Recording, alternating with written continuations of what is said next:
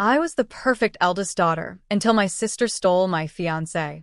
My family chose her over me. So I stopped begging for love and started watching them fall apart. I am the eldest daughter in the family, the one who has never been favored. From a young age, I was taught to be steady and dignified, to serve as a role model for my younger brothers and sisters. Yet my fiancé was stolen away by my seemingly innocent and adorable legitimate younger sister. My brothers remember none of the good I have ever done for them. They only resent me for being too strict in disciplining them. Even my parents treat me merely as a tool to decorate the family's reputation, wholeheartedly taking my sister's side. Faced with all this, I simply threw up my hands and gave up. From then on, I stopped taking part in any matters of the household. I let them struggle on with their petty, trivial affairs, watching the family gradually fall apart, never again returning to its former warmth. Even that innocent and adorable sister of mine, after losing my help and protection, was no longer the treasured darling of their hearts. The early summer sun was warm, yet all I felt was a bone-chilling cold. The reason was that my legitimate younger sister was currently crying in our parents' arms, throwing a tantrum, and insisting on marrying my fiancé. Her sobs came one after another, nearly breaking our parents' hearts. Kneeling to the side was none other than my fiancé, Xiao Lu. His back was perfectly straight, and when he looked at my sister, his eyes were filled with gentle affection. I have never in my life met a woman as pure and lovely as Wanqing. I wish only to take her as my wife. I beg Miss Wenyu to grant us her blessing. As soon as he said this, my sister cried even harder, repeating the same few sentences over and over through her tears, that she was sorry to me, but she and brother Xiao truly loved each other, and she begged me to fulfill their wish. It almost made it seem as though I were the villain trying to tear apart a pair of devoted lovers. Seeing this, Mother's eyes brimmed with pity. She quickly turned to me, trying to smooth things over, though there was a hint of warning in her gaze. When you, as the elder sister, you must learn to be tolerant of your younger sister. Since brother Xiao truly loves Qing'e, just treat the engagement between you as though it never existed. In an instant, all eyes in the room fell on me. Beneath my sleeves, my hands clenched into fists. It took me a long moment before I could take a deep breath and calm myself. Finally, I said, "Do as you wish." Father's expression changed immediately. He scolded me harshly. "Liu Wenyu, is that the way you speak to your parents?" Seeing this, my sister suddenly forced out a miserable smile. "Father, mother, elder sister must blame me. I cannot disregard her feelings. In this life, I can only part with brother Xiao." Xiao Lu immediately grew anxious, his expression shifting. He looked at me with open resentment in his eyes. There has never been any affection between Miss Wenyu and me. Even if we were forced together, we would only become a bitter couple. Why can't Miss Wenyu simply grant us this favor? Watching the scene before me, I felt nothing but ridicule. If not for the fact that I had slept lightly the night before, gone out for a walk in the courtyard, and overheard Liu Wanqing and my younger brothers plotting in the hall to summon Xiao Lu to pressure me personally, I might truly have believed she felt guilty. I ignored her, brushed past them, and walked straight toward the front gate. But just as I opened it a crack, my biased father barked at me to stop.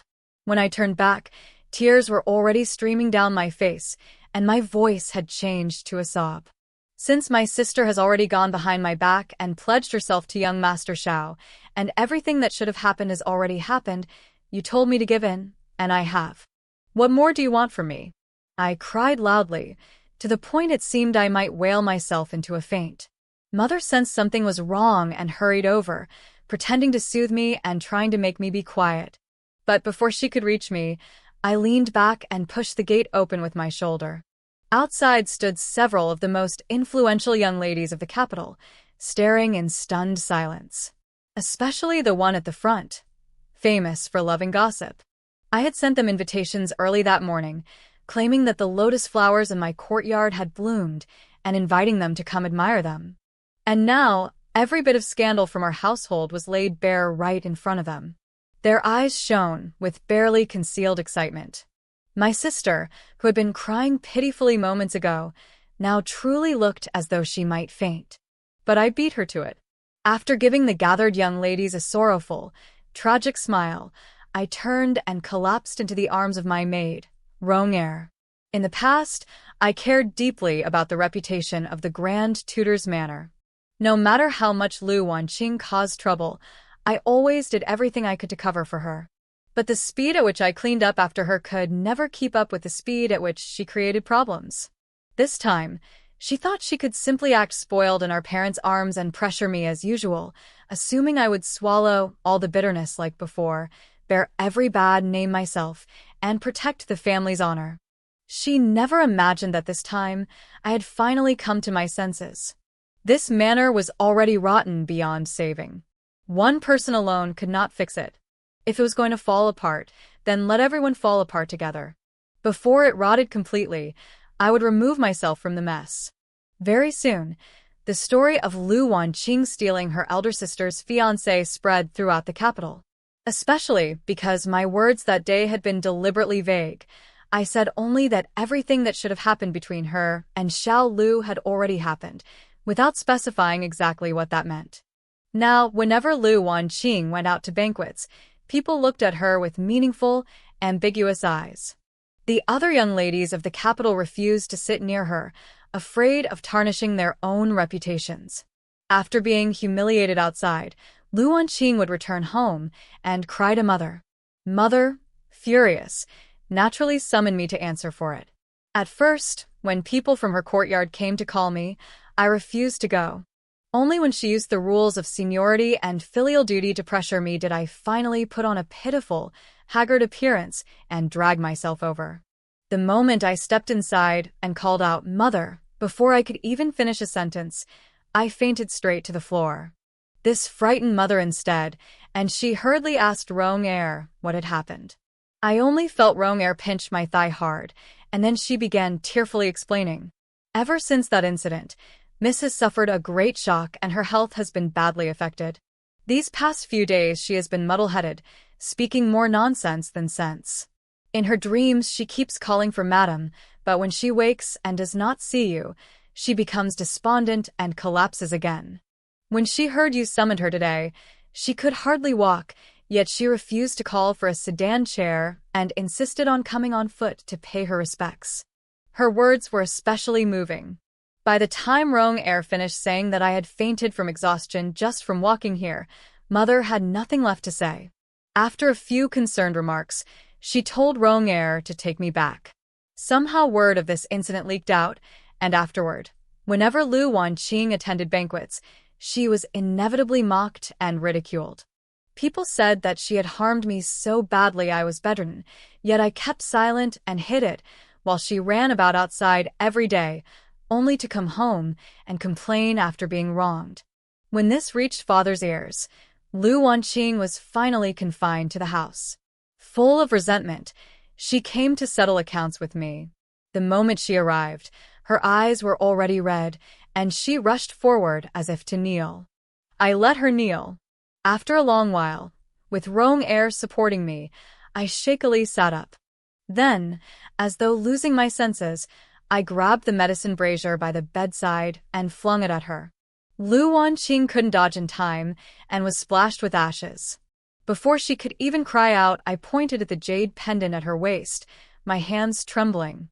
"'Tis that is yours and Brother Zhao's." Before I could finish the sentence, I rolled my eyes and fainted again. As Rong-er rushed to support me, she discreetly pierced the small leather pouch of chicken blood hidden under my pillow. Immediately, she screamed in terror and ran outside shouting. On the way, she happened to run into those same young ladies who had visited the manor a few days earlier. Covered in blood and weeping miserably, Rong-er told them that the young miss had brought Xiao Lu's token to show me, provoking me into vomiting blood. Satisfied with such juicy gossip, the young ladies left happily. That evening when Father returned home, he intended to sell Rong-er off. Dragging my sick body before him, I managed to bow and coughed up blood 3 times in the process. I told him that if he wished to sell Rong-er, he might as well dispose of me along with her. In his fury, father looked at me with a hint of scrutiny in his eyes. "Wenyu," he said, "you used to care about this family's reputation more than anyone." Indeed. When I first came to the capital with father in my youth, he had only just secured his position at court. Mother warned me every day to be cautious in speech and conduct. A man in father's position valued reputation above all. Reputation could determine life or death. Though I did not fully understand then, I still feared causing trouble for him. And so, newly arrived in the capital, I became ever more careful and restrained, behaving more cautiously than even the young ladies who had grown up here. The reputation of the Grand Tutor's manor became like a blade hanging over my head, forcing me day after day into rigid propriety, binding my hands and feet, draining all joy from my life. Now I looked up at father, no longer bothering to hide the exhaustion in my eyes. "Your daughter has lived a cautious life, terrified of burdening father, never daring to act out of line. Now I am at the end of my strength. All I want is to have a few familiar faces by my side." Father's silent for a long while before finally saying, "Don't speak nonsense. You are still young." I gave a bleak smile and said nothing more. In the end, he left with a flick of his sleeve and did not punish Rong-er. In the latter half of the night, Rong-er and I lay on the couch covering our mouths, giggling as we flipped through storybooks together. If anyone asked, we were simply staying up late. After all, how else could I appear pale and sickly to the world if I didn't lose sleep? But my illness could no longer remain as severe as before. I needed to recover little by little. Now that I had caught father's attention, if I continued to appear gravely ill, he might very well summon an imperial physician from the palace. Once an outsider was involved, it would no longer be so easy to pretend. I planned to gradually get better over the next while, but not completely well. Otherwise, all the troublesome old and young in this manor would once again become my responsibility. As for Liu Wanqing, her confinement had recently been relaxed. She was still warned, however, not to go out and show her face at banquets. Resting my chin in my hand, I listened to Rong-er's report and could only think to myself that my parents were still far too confident in their good daughter. If Liu Wanqing couldn't go out and stir up trouble, she would surely turn to tormenting their good sons, my dear younger brothers. None of those boys had ever cared for study or proper conduct. Whenever Liu Wanqing got together with them, all sorts of ridiculous things followed. In the past, I had kept them under control. Though it was only barely enough to maintain the appearance of harmony, it earned me their resentment. Now that I no longer cared to manage them, I would just sit back and see what kind of chaos they could create on their own. Sure enough, only 4 days later, there was a commotion in the front courtyard. The maidservant of my second younger brother, Liu Jinzhou, came knocking at my gate in tears. "Eldest miss, please hurry and save second young master. The master is going to beat him to death." At the time, Rong-er, Lien-er, Su-er, and I were in the middle of playing cards. I let her cry outside for most of the day before finally sending Rong-er out to answer her. "Our young lady is unwell and has finally managed to rest. How dare you come here shouting like this?" "But second young master," the maid began, only to have the door slammed shut in her face. Through the closed door, Rong-er coldly replied, "Our miss says to come back when he's actually dead." That maid, Shui-er, was usually quite capable and quick-witted. But since Liu Jinzhou had grown close to Liu Wanqing, he shared all his matters only with her. Yet whenever he caused trouble and someone was needed to face father's wrath, only then did they suddenly remember me.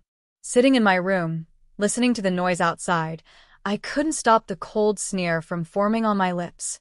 If I couldn't resist her crying and went out now, it would be me crying before long. This sort of thing had happened far too many times. Just sitting here, I already knew exactly what would occur if I went.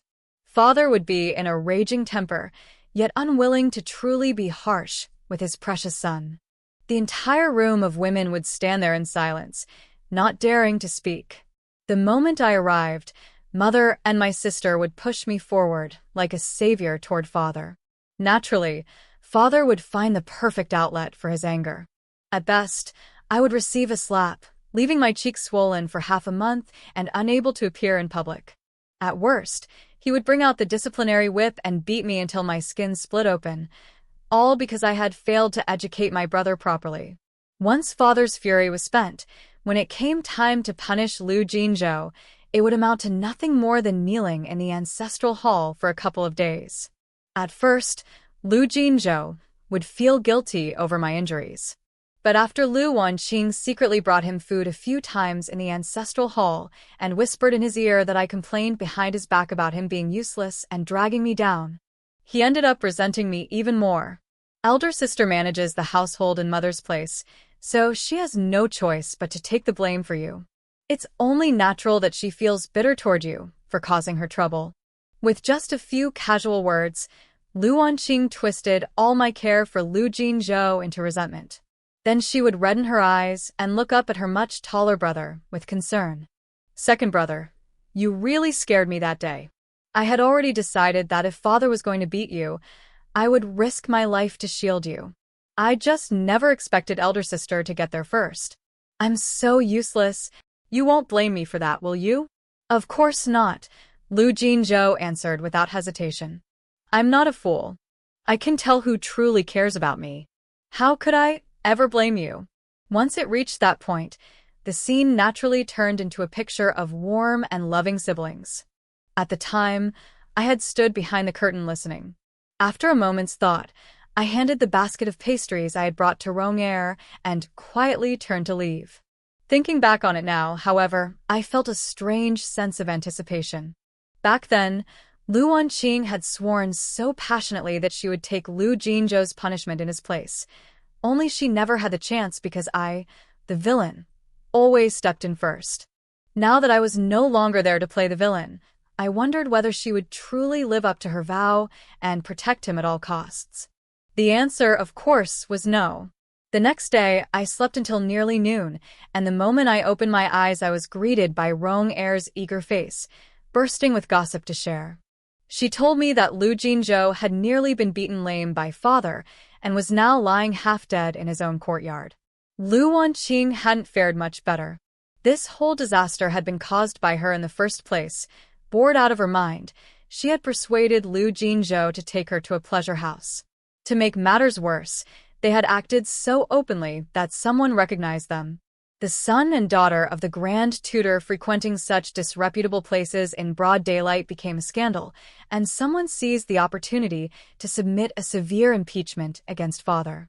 Father had always valued his reputation above all else, so naturally he was furious.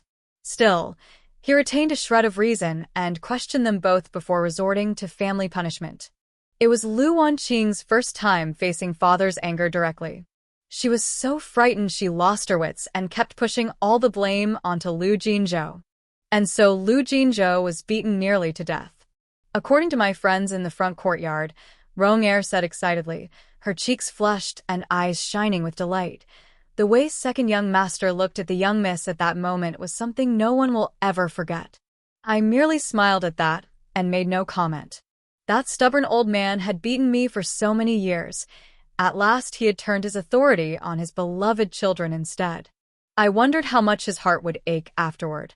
But none of that had anything to do with me anymore. I had already given up. Let them create as much chaos as they liked. Even if they turned the whole household upside down, it would no longer disturb my peace in the slightest. Only a few days had passed since Liu Jinzhou's incident when trouble arose again in the manor. My third younger brother, Liu Quangji, who was supposed to be studying at the Imperial Academy, was escorted back home one day under guard by officials. The reason was that he had gotten into an argument with someone at school. In a fit of rage, he threw the first punch. If it had been just a simple scuffle, it might have ended there. But he had always been good at forming cliques in the academy. The moment he started fighting, others rushed in to join him.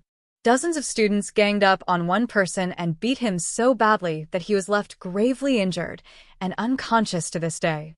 The victim was, after all, the son of an official. His father held a post in the Ministry of Personnel.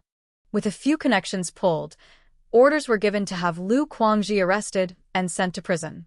The Liu family had always claimed to be part of the upright and incorruptible faction. If Liu Wanqing wished to enter officialdom in the future, he would have to follow the same clean and honorable path as father. Once imprisoned, most of his future prospects would be ruined. Father was still attending court at the time. Mother, left in charge at home, nearly broke down in tears after hearing the official's account. She completely lost the composure of a noblewoman, clutching desperately at Liu Wanqing's arm and refusing to let them take him away. The officials pretended to hesitate for a moment before speaking in a troubled tone. It is possible to temporarily keep him here, but the bail money might be rather substantial.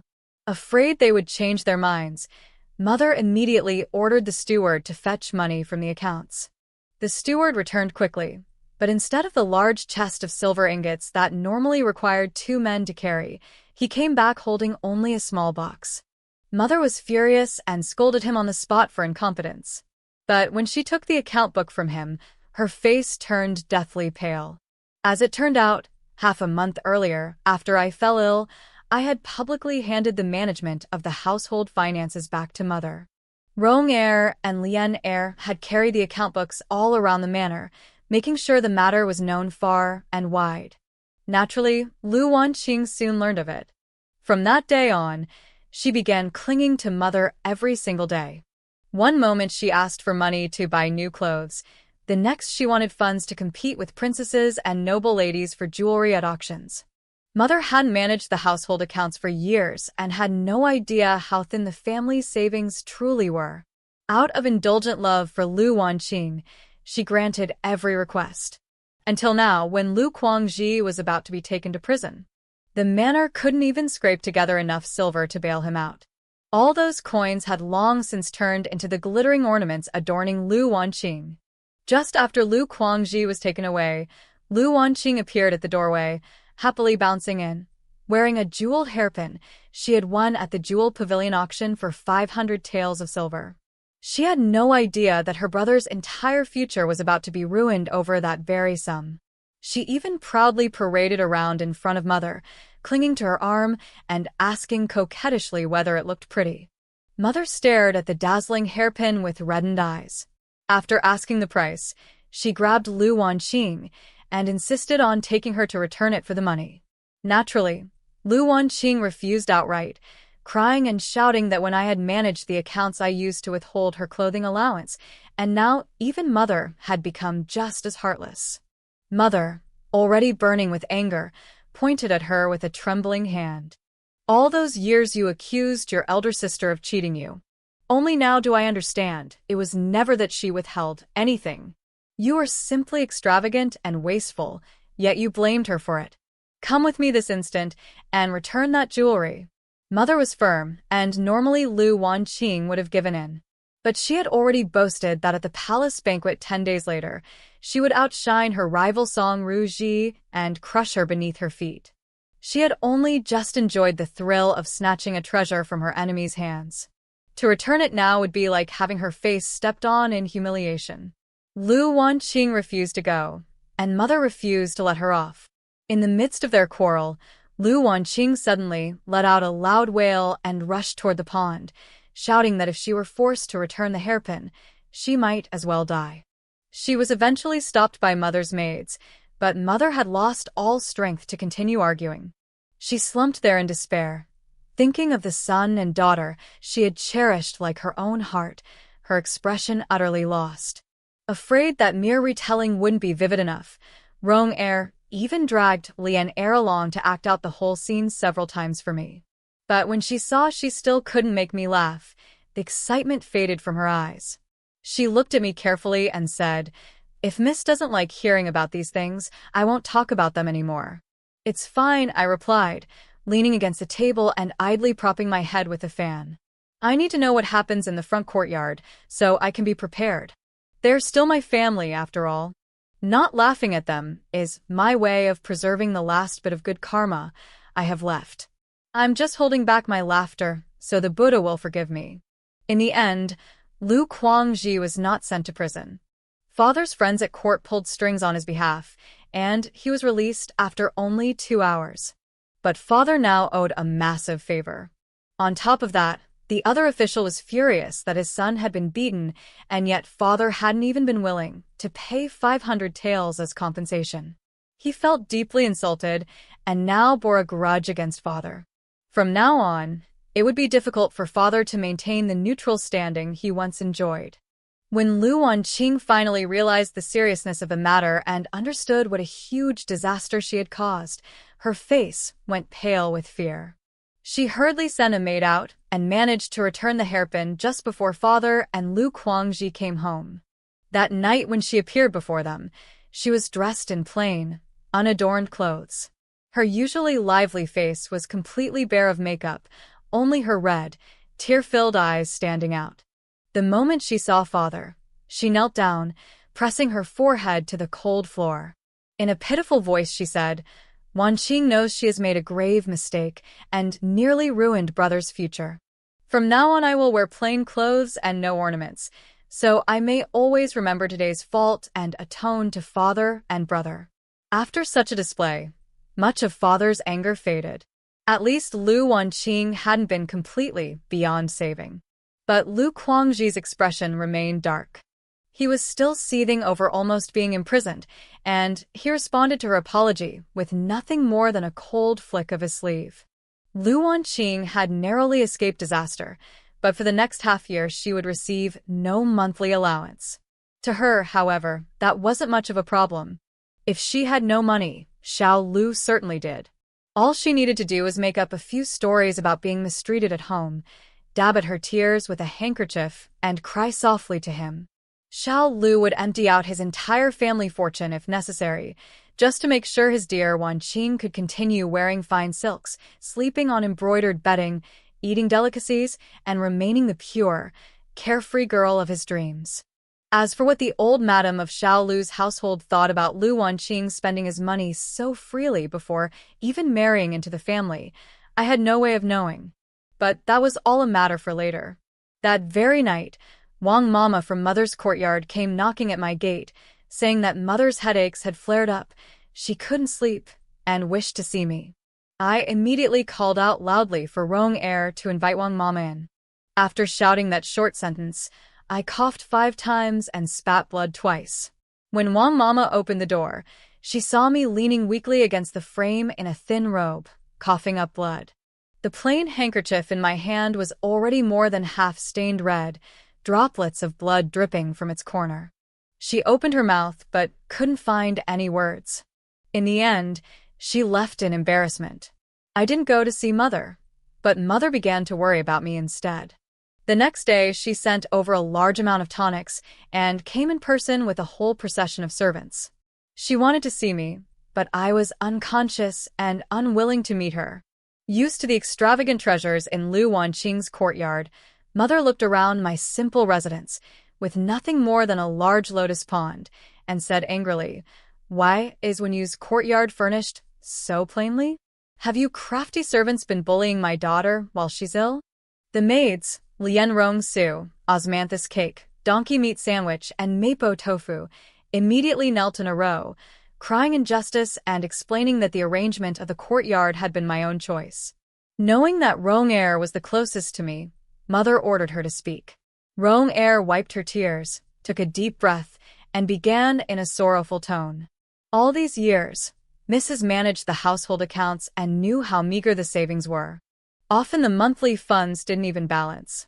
In order for Master and Madam to live well, and so the young masters and young Miss wouldn't feel wronged, Miss practically used up her entire allowance to make up for the shortfalls in every courtyard. She choked and continued in an even more mournful voice. Last winter, so that the young Miss could use the warmest silver thread charcoal, Miss didn't even light a fire in her own room. She left charcoal only for us servants. She endured the entire winter in the cold, and by early spring her health had already begun to fail. After being hurt again by the matter of young Miss and young Master Xiao, she simply couldn't hold on anymore. Listening from inside, I gradually furrowed my brow.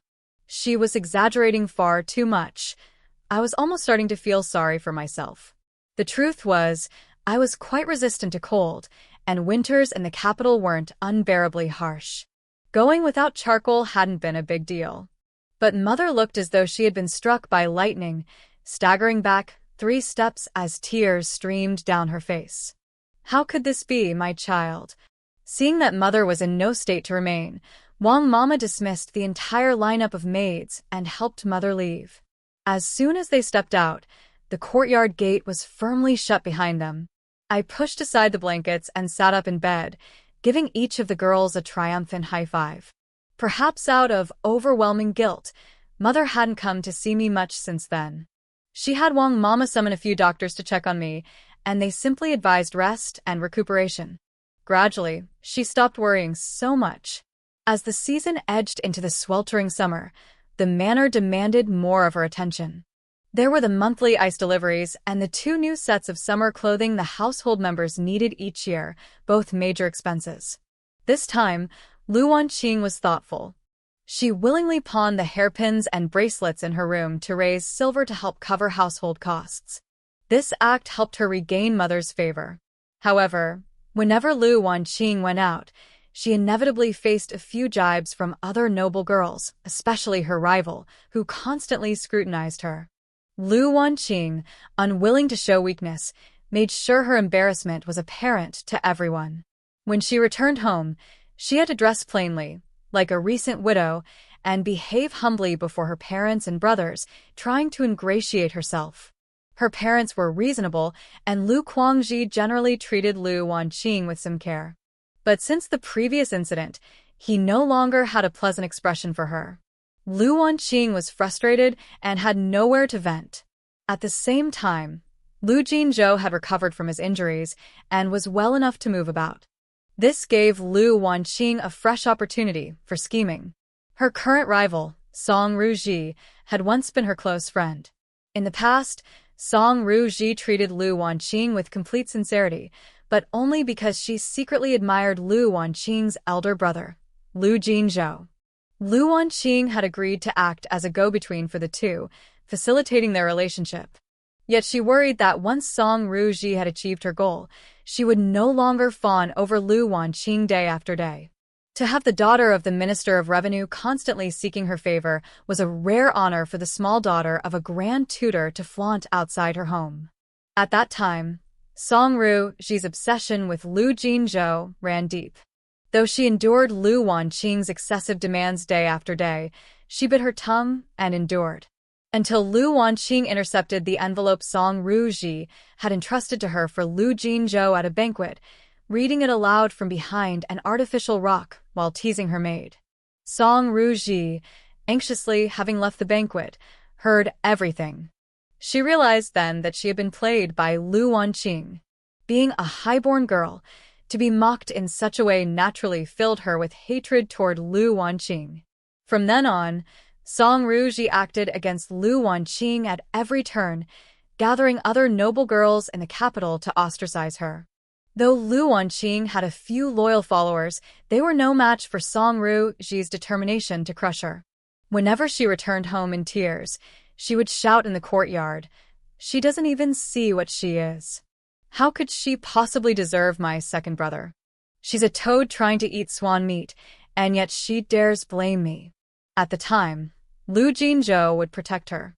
Seeing Liu Wanqing bullied by Song Ruji, his brows would furrow in confusion, unable to maintain his usual composure in front of Song Ruji. This only deepened the animosity between the two girls. If I were that Miss Song, constantly spending my own money and effort, only to be tricked like that, I would have bagged that wretched girl and sunk her in a pond already, Su Er muttered quietly while pouring tea beside me. I gave her a light glance, smiling slightly as a warning. Watch your tongue. Her anger and frustration were understandable, especially considering that earlier, on the way to collect the ice buckets, she had witnessed Liu Wanqing clinging to Liu Jinzhou while discussing her malicious plans. Liu Wanqing had been pouting and playing cute, asking Liu Jinzhou to feign friendliness towards Song Ruji, only to later reject her harshly in public and humiliate her. Yet this time, Liu Jinzhou no longer followed Liu Wanqing blindly. Faced with her clinging arms and coquettish behavior, he merely gave her a cold glance before withdrawing his arm. Second young master doesn't seem inclined to indulge her anymore, Su'er said, recalling the scene, but young master saw me and spoke to me from a distance. How strange. Normally, second young master ignores everyone in the courtyard, hardly ever looking their way. Why would he speak to you? Geyer, sweeping nearby, couldn't help but interject. Su'er rolled her eyes at her. What are you thinking? Second young master came to ask me about Miss. Me? I paused in surprise, putting down my fan. What did he ask? Su'er stepped back, standing straight and attempting to mimic Liu Jinzhou's manner. She spoke hesitantly. I heard that elder sister has been ill. Are you feeling better these past few days? At that, Liu Wanqing, standing nearby, was displeased. Her eyes reddened as she stepped closer. Second brother, you ignored everything I just said, and now you only ask after my sister. What is this? Nothing, Liu Jinzhou replied lightly, casting a brief glance at Liu Wanqing before focusing straight ahead. I just noticed the difference between flattering words and actual deeds. Liu Jinzhou had truly settled down recently. In the past, he had relied on his family status, spending his days goofing off with Liu Wanqing, gambling and running wild, utterly unstudious. But these past few days, he had approached father with a request to undergo some military training, earn merit, and return with accomplishments to bring honor to the Grand Tutor's household and to father. Had he had this mindset before, father would have been eager to arrange everything and send him off immediately. But now, the reputation of the Grand Tutor's household had declined. Father's political rivals in court were watching him closely, and his younger brother Liu Guangji had offended people outside the family, making matters difficult. Father feared that a single lapse might allow someone to harm Liu Jinzhou while he was away. Because of these concerns, although Liu Jinzhou wanted to improve himself, father kept him at home for another 6 months.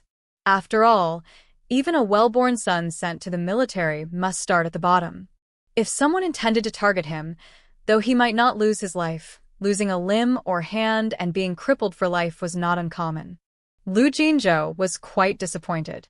He shut himself in his courtyard all day, giving off the same air of laziness and apathy that I once wielded as the top master of idleness in the household. Meanwhile, the heat was growing more oppressive than in previous summers. The stifling weather made staying indoors unbearable. My maids and I spent all day hiding under the trees by the pond in the courtyard, each sprawled in her own spot, fanning ourselves desperately, just short of opening our mouths to blow out heat.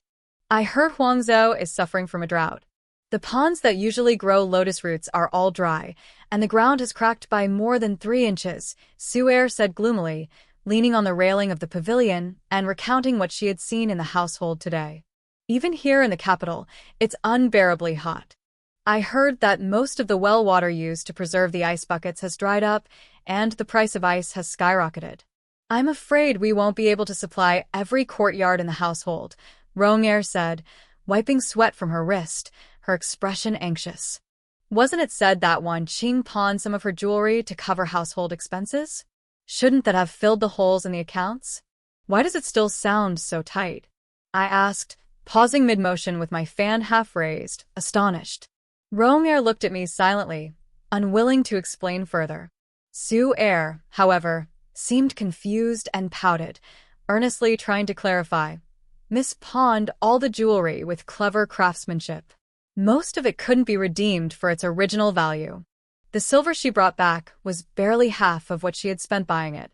Madam managing the accounts doesn't have the experience or the foresight. Most of that money has already been spent. She frowned and muttered under her breath. If Madam knew how much Miss spent on jewelry, she'd surely pop her eyes out. Just then, the fan handle knocked her on the head as she turned, and she saw Lian Air glaring at her. Cheeky. How dare you gossip about Madam while still in the house? Su'er's exaggerated pout made everyone laugh.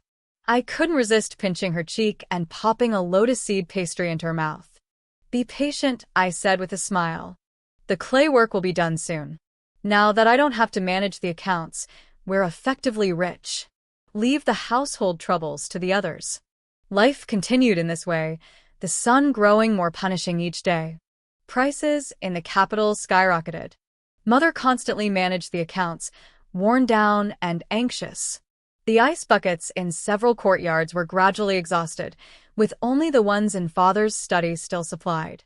Mother, it seemed, several times felt she could not bear it and wanted to ask father for more money, but each time she gritted her teeth and endured. She still remembered the days before father had risen in status, when she was scolded by my strict grandmother at home for her incompetence in handling accounts, being called a waste of money.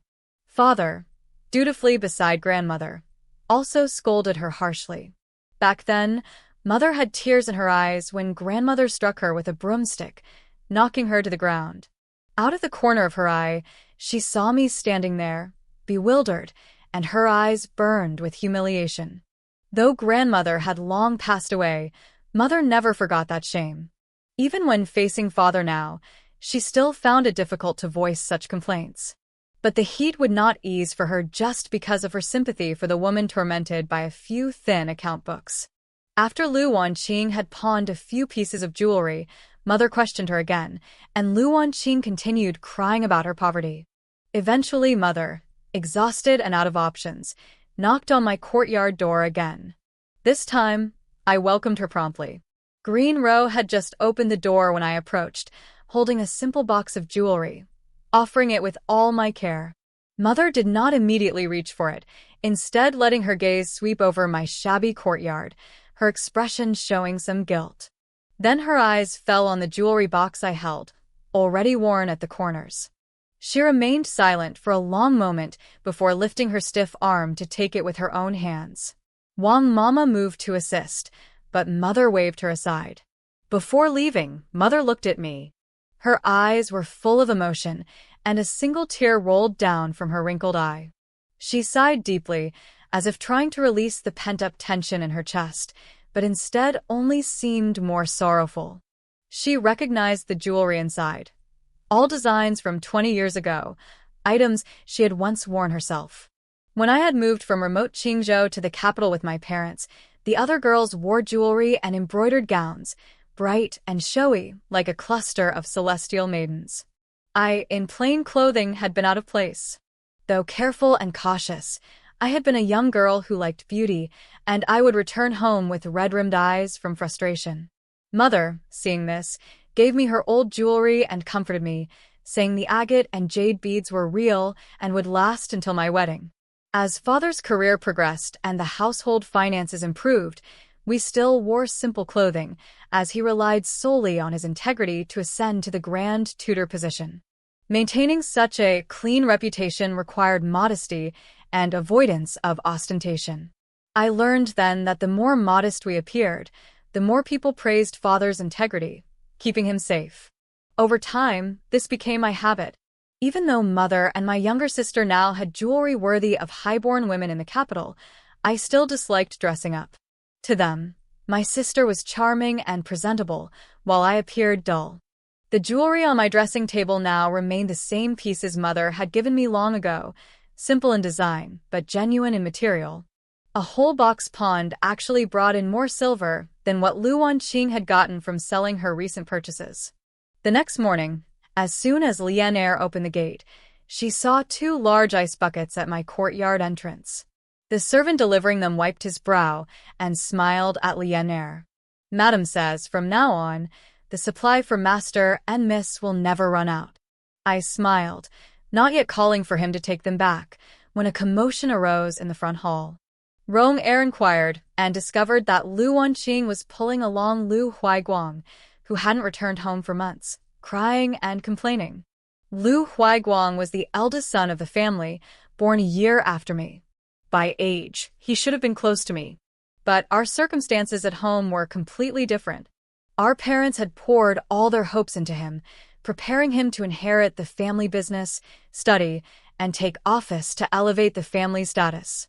While I was still clutching the old jewelry mother had given me, enduring the cold stares of others, Huaiguang was already dressed in brocade robes and black boots, using the finest inkstones and brushes in the capital, learning and conducting affairs under the tutelage of prominent figures in court.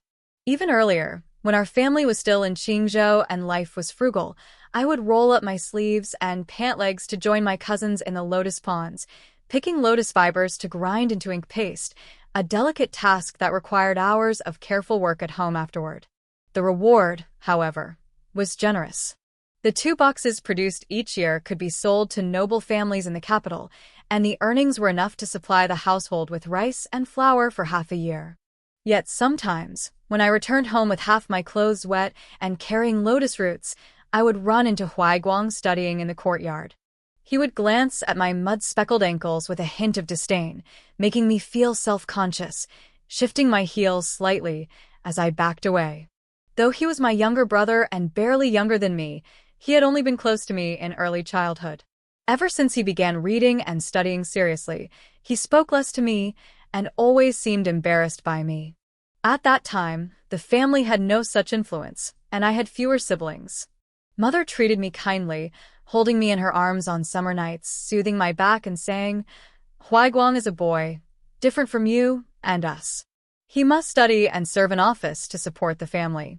He is upright and cannot bear sloppiness. But your efforts for the family are known. The new sheets he uses were paid for with the lotus fibers you gathered." Mother's gentle understanding comforted me, and I thought that once Huaiguang realized I had bought him the paper and inkstones, he would understand me just as Mother did. I never imagined anyone would actually tell Liu Huaiguang this. As the eldest son and future head of the clan, all he needed was ready-made materials to write his treatises. He did not need to know where they came from. Thus, though Huaiguang and I were the same age, our experiences of the world were completely different. I often thought of the time when he, at 13, already 5 years into his studies, earnestly proposed that poor families sell their stored goods to earn money. How kind and innocent must his view of the world have been to produce such naive ideas? I could not answer, only knowing that while he used the new brush obtained from selling lotus fibers, he still looked down on me, the one who had worked in the mud pond. I stopped returning through the front gate, deliberately avoiding the sound of his determined reading and the ambition behind it. Later, when Wanqing came along, raised in comfort, exuding the beauty and pride unique to capital-born noble girls, Huaiguang preferred her. Whenever he returned from outings, he would bring gifts for Liu Wanqing. Whatever was fashionable among capital girls, she could acquire from Huaiguang without fail. This time, he brought her a pair of 9-linked rings. This toy had become popular in the capital over the past 2 weeks. With noble sons unable to play polo, they spent their days puzzling over the rings, spreading the trend among the aristocratic circles. Huaiguang had bought this pair to make his younger sister smile, hoping she, like other noble girls, could cleverly solve the rings, creating a charming little story, and he could show off in front of his classmates. But Liu Wanqing did not even glance at them. She simply buried herself in his arms, crying. Huaiguang, always neat in his brocade robes, found his collar dampened by her tears. Frowning instinctively, he called Liu Wanqing's maid, Shuang-er, to explain the situation. Shuang-er repeated exactly what her mistress had said, explaining that the household accounts had been tight recently.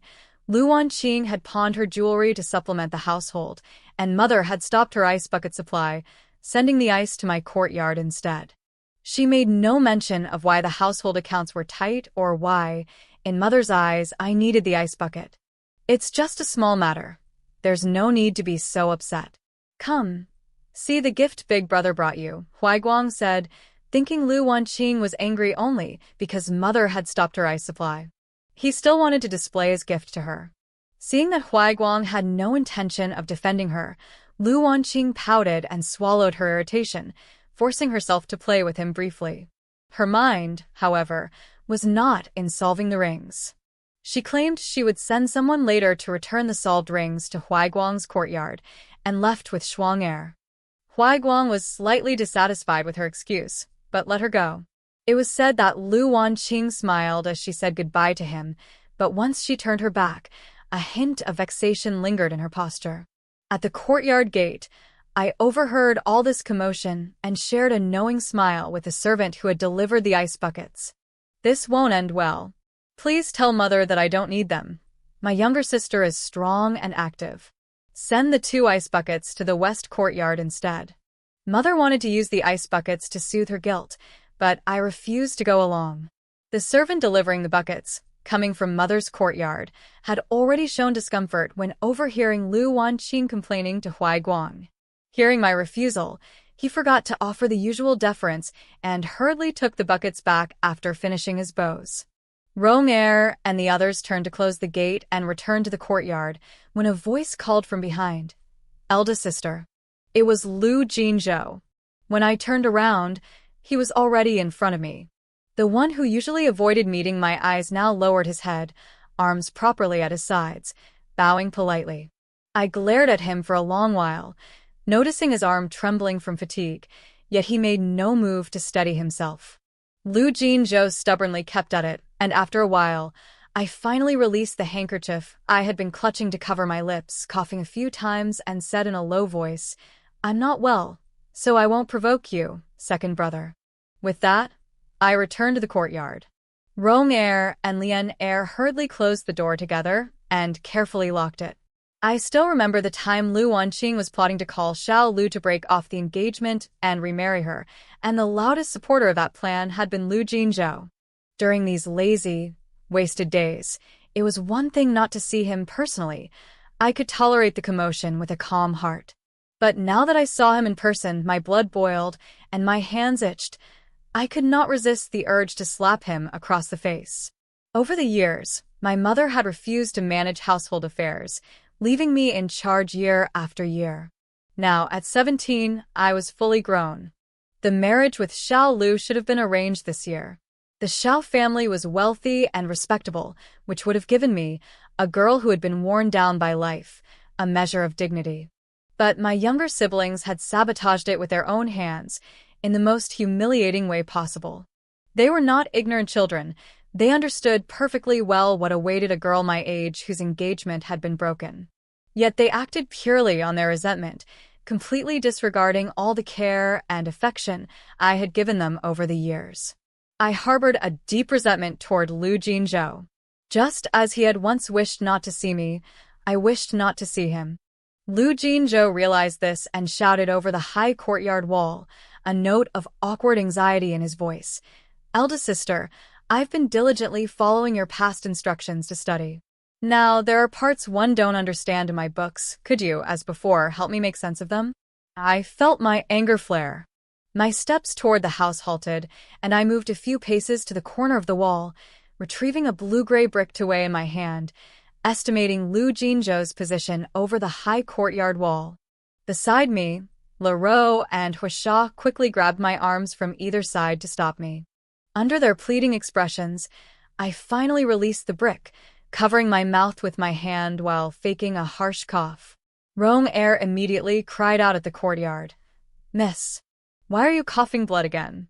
Please lie down and rest on your couch. The doctor said your condition requires quiet care. You mustn't be disturbed in the slightest." The commotion outside quickly died down, and no further sound came. I sank into the chaise longue, still filled with simmering frustration. It wasn't until morning, when Guai returned from shopping, that good news arrived. "They're back. They're back." The little maid's eyes sparkled. "Who's back?"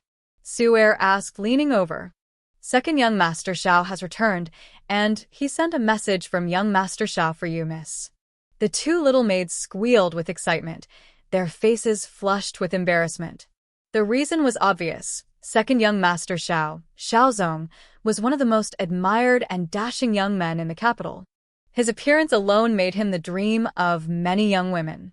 Moreover, he was elegant in speech, gentle in expression, and skilled in both civil and martial arts. When he met Guai today, her bias was evident even in the way she spoke. "Xiao Erlang, young Master Xiao."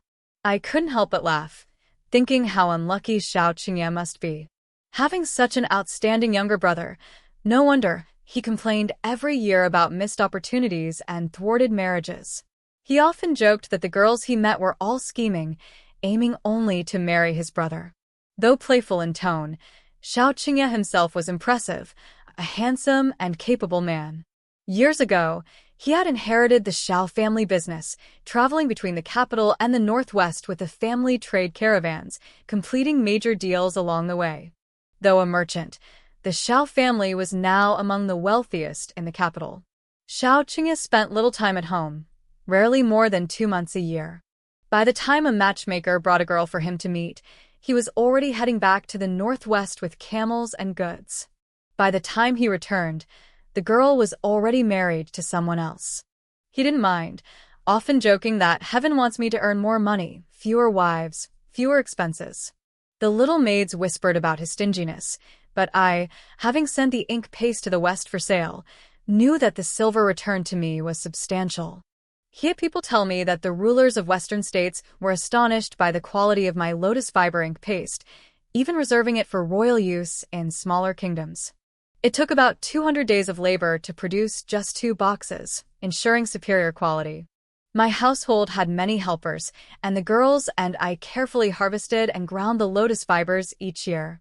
This was why, despite my father's modest salary, I could support the household and even save a bit to manage my brother's futures. Xiao Qingye could trade a dozen boxes of ink paste in the West for gold and agate, then sell them at the family store in the capital at a premium before sending the proceeds back to me. His meticulous honesty reflected his character. Now he had asked Xiao Erlang to deliver a message. The caravan would return in 2 weeks. Knowing I was ill and had much to manage, he had Xiao Erlang bring my portion of the profits back early. Xiao Erlang would come tomorrow to settle the accounts and hand me the cash, effectively allowing the Xiao family to prepay for those precious items. Finally, he had Xiao Erlang ask if, knowing I was seriously ill, I would allow him to visit when he returned. I smiled. In the past, I had often needed several intermediaries to sell goods through Xiao Qingye. He knew I preferred to keep my methods hidden from my siblings, lest they squander the profits. He had always kept this well concealed. Although I had barely met him in person, and our friendship was not that deep, his question now inevitably made one wonder if he had other intentions. Xiao Zong was a thoughtful young man.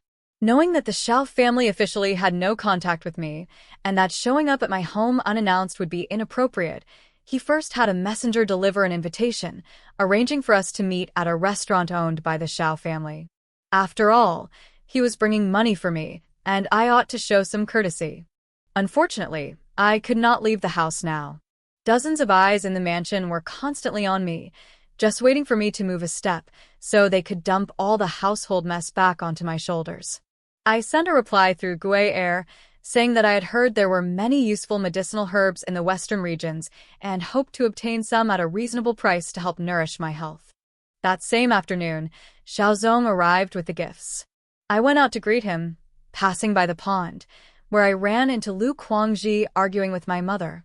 He said, "Back when you sent my elder brother to Prime Minister Su's household, you spent 5,000 taels of silver at the start. You were generous with him, but now you are stingy with me?" His face was dark.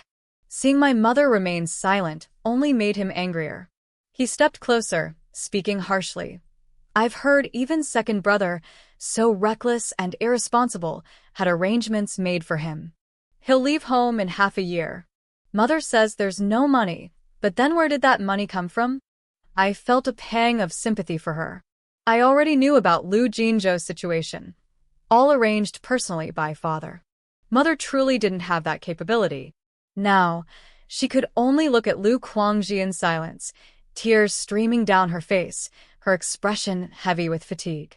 Father was rarely home these days, and when he was, it was only for a brief moment before leaving again. Even speaking to him was difficult for Mother. Moreover, she could feel that countless eyes were watching the Taisher mansion. How could she dare to let Liu Wanqing act recklessly? At that moment, Liu Wanqing noticed me standing nearby. He shot me a sharp glance before attempting to leave, and Mother hurried after him. I deliberately lagged behind as they went through the main gate. From afar, I saw Liu Wanqing returning. She seemed cheerful, chatting and laughing with Shuang Er, who was carrying many gifts in her arms. Liu Wanqing's gaze immediately landed on the items Shuang Er held, and he started yelling at Mother again. "You say there's no money in the household. Then where did she get those things?" Mother, at a loss, suddenly remembered something and scolded Liu Wanqing loudly. "You ungrateful girl! You've taken things from the Xiao family again?" You aren't even married yet, and how can you expect to be respected at your future in-law's house? Besides, your father is under scrutiny in court. How can you? Liu Wanqing, having endured much in recent days, could no longer hold her temper when she saw me standing behind watching. She cut her mother off. Xiaoling cares for me and doesn't want me to lack anything.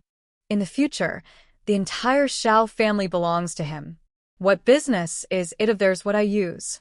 Mother, you're biased toward eldest sister and simply can't stand to see me live well.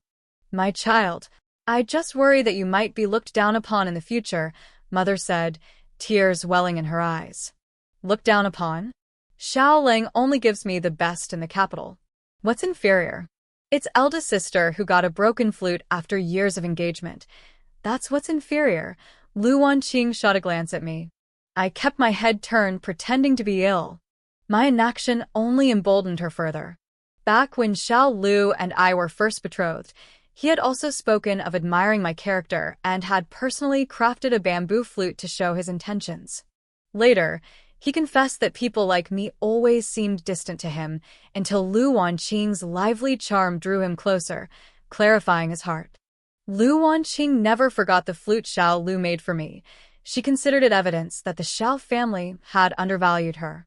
She no longer cared about the gossip about her or the Taisha mansion. She just wanted to prove she was more precious than I was. Mother, angered beyond measure, raised her hand to strike Liu Wanqing. Liu Wanqing didn't flinch. She pushed her face forward, staring boldly at Mother, daring her to make a move.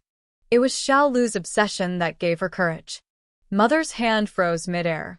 For a moment, no one dared intervene, but in the end, she couldn't bring herself to strike. Instead, she pressed a hand to her chest and groaned in pain. I watched, feeling a mix of amusement and pity. Over the years, Mother always carried an air of subtle pride around me. I knew she had been praised often and now thought of herself as a refined lady, while I still had the rustic manners of Qingzhou, much like her own past under my grandmother's strictness. She had no defenses against her children now, only tears. Liu Wanqing stubbornly resisted her, while her own son, Liu Guangji, had stormed off, slamming his sleeves in anger, muttering about meddlesome women. Mother must have wondered how those who were once gentle and considerate before her could change so completely in just a few months. Perhaps later, she would understand maybe they were always like this. I, being ill, had been sitting quietly at the side, watching their quarrel. The weather was scorching, and wrong air fanned me. When Mother's pleading eyes glanced over, I covered my lips and coughed, pretending to be too weak to notice anything. It wasn't until the gatekeeper reported that second young Master Xiao wished to see me that I weakly rose with wrong air's help, staggering past the mother and daughter to greet my guest.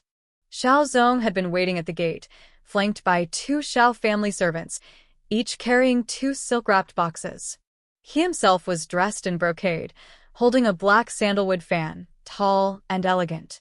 Though from a merchant family, he carried an unspoken air of nobility and refinement. True to his reputation, he remained gentle even when kept waiting outside, smiling with the warmth of spring, bowing politely. When he saw me, his manners were impeccable, every gesture graceful. Liu Wanqing had intended to come out and watch the scene, but her eyes fell on Xiaozong, and her amazement was unmistakable. So this is second young Master Xiao. I heard her murmur beside me.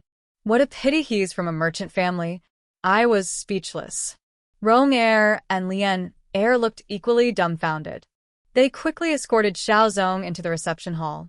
When the 4 silk-wrapped boxes were carried past Liu Wanqing, she suddenly stopped them, pretending casually to ask, "What's inside?" When did our eldest sister start associating with the Xiao family? Xiaozong's smile remained gentle and warm, like spring sunlight. The young lady of the house has helped the Xiao family business every winter, bringing in charcoal and tending to affairs. These herbs are common in the western regions. They aren't very valuable, but are sent as a small token of respect. As Xiaozong spoke, Liu Wanqing had Shuang Er lift one lid. She examined the contents, and seeing that they were indeed ordinary, inexpensive herbs, Her smile shifted into one of subtle disdain, not toward Xiaozong, but toward me. It seemed she had found another way to assert herself over me. When she spoke again, her tone had a sweetness layered with arrogance. Perhaps Brother Xiao doesn't know that Mother manages the household now. Bringing these gifts to the East Wing may not be very effective. But Brother Xiao seems so kind. I'll mention it to Mother myself. This winter, the cooperation with the Xiao family surely won't be interrupted. Those words changed the expressions of everyone around me. Rong Er even clenched her fists. I, however, was unconcerned. Liu Wanqing had clearly taken a liking to second young Master Xiao, calling him Brother Xiao over and over, trying to provoke him.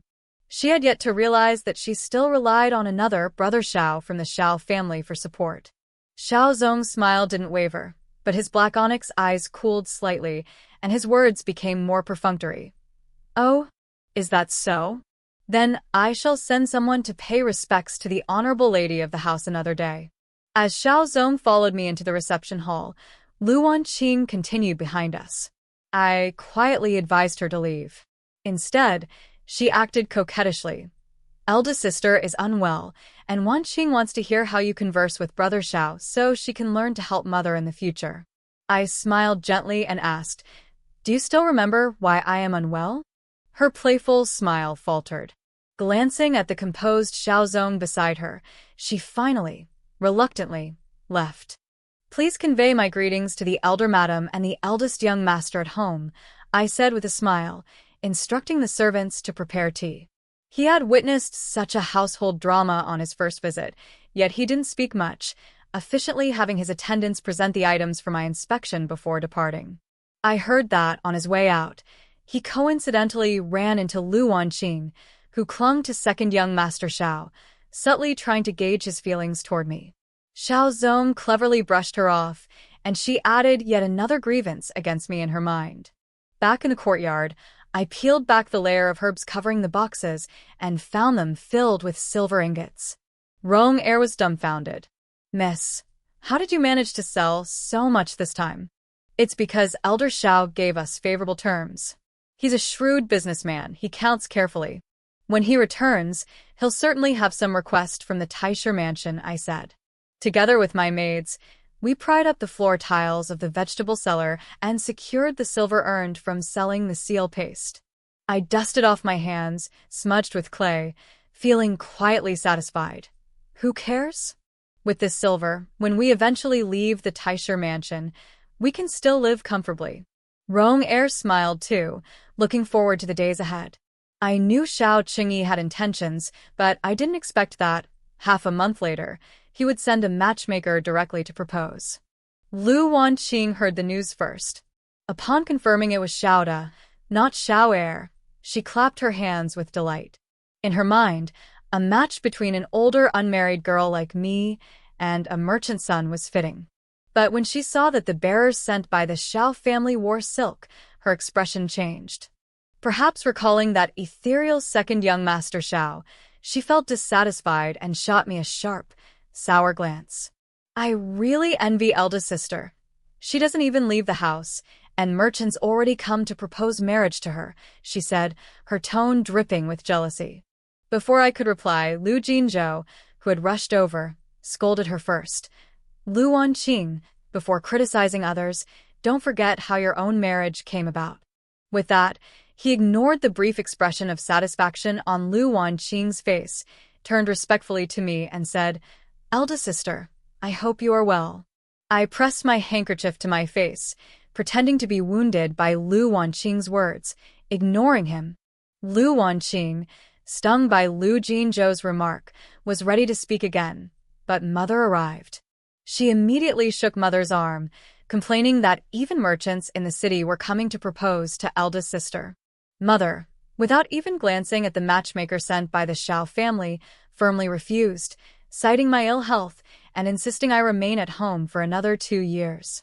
I noticed the surprise on the matchmaker's face. I was 17 now. In 2 years I would be 19, and by then it would be truly impossible for me to marry. I knew Mother's intentions. She was hoping I would recover, allowing her to tidy up this mess. But I no longer wished to obey her. The Xiao family was a prominent and wealthy household in the capital. Xiao Chengyi, though not fully familiar to me, was already one of the few people I could consider trustworthy. If I wanted to leave the Taisher mansion, marriage was the quickest path. I decided to take a risk. Before the matchmaker left, I stood up and called to her, speaking deliberately and clearly.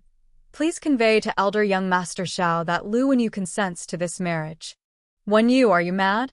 Mother exclaimed, alarmed. How could the son of a merchant possibly match the daughter of the Taisher?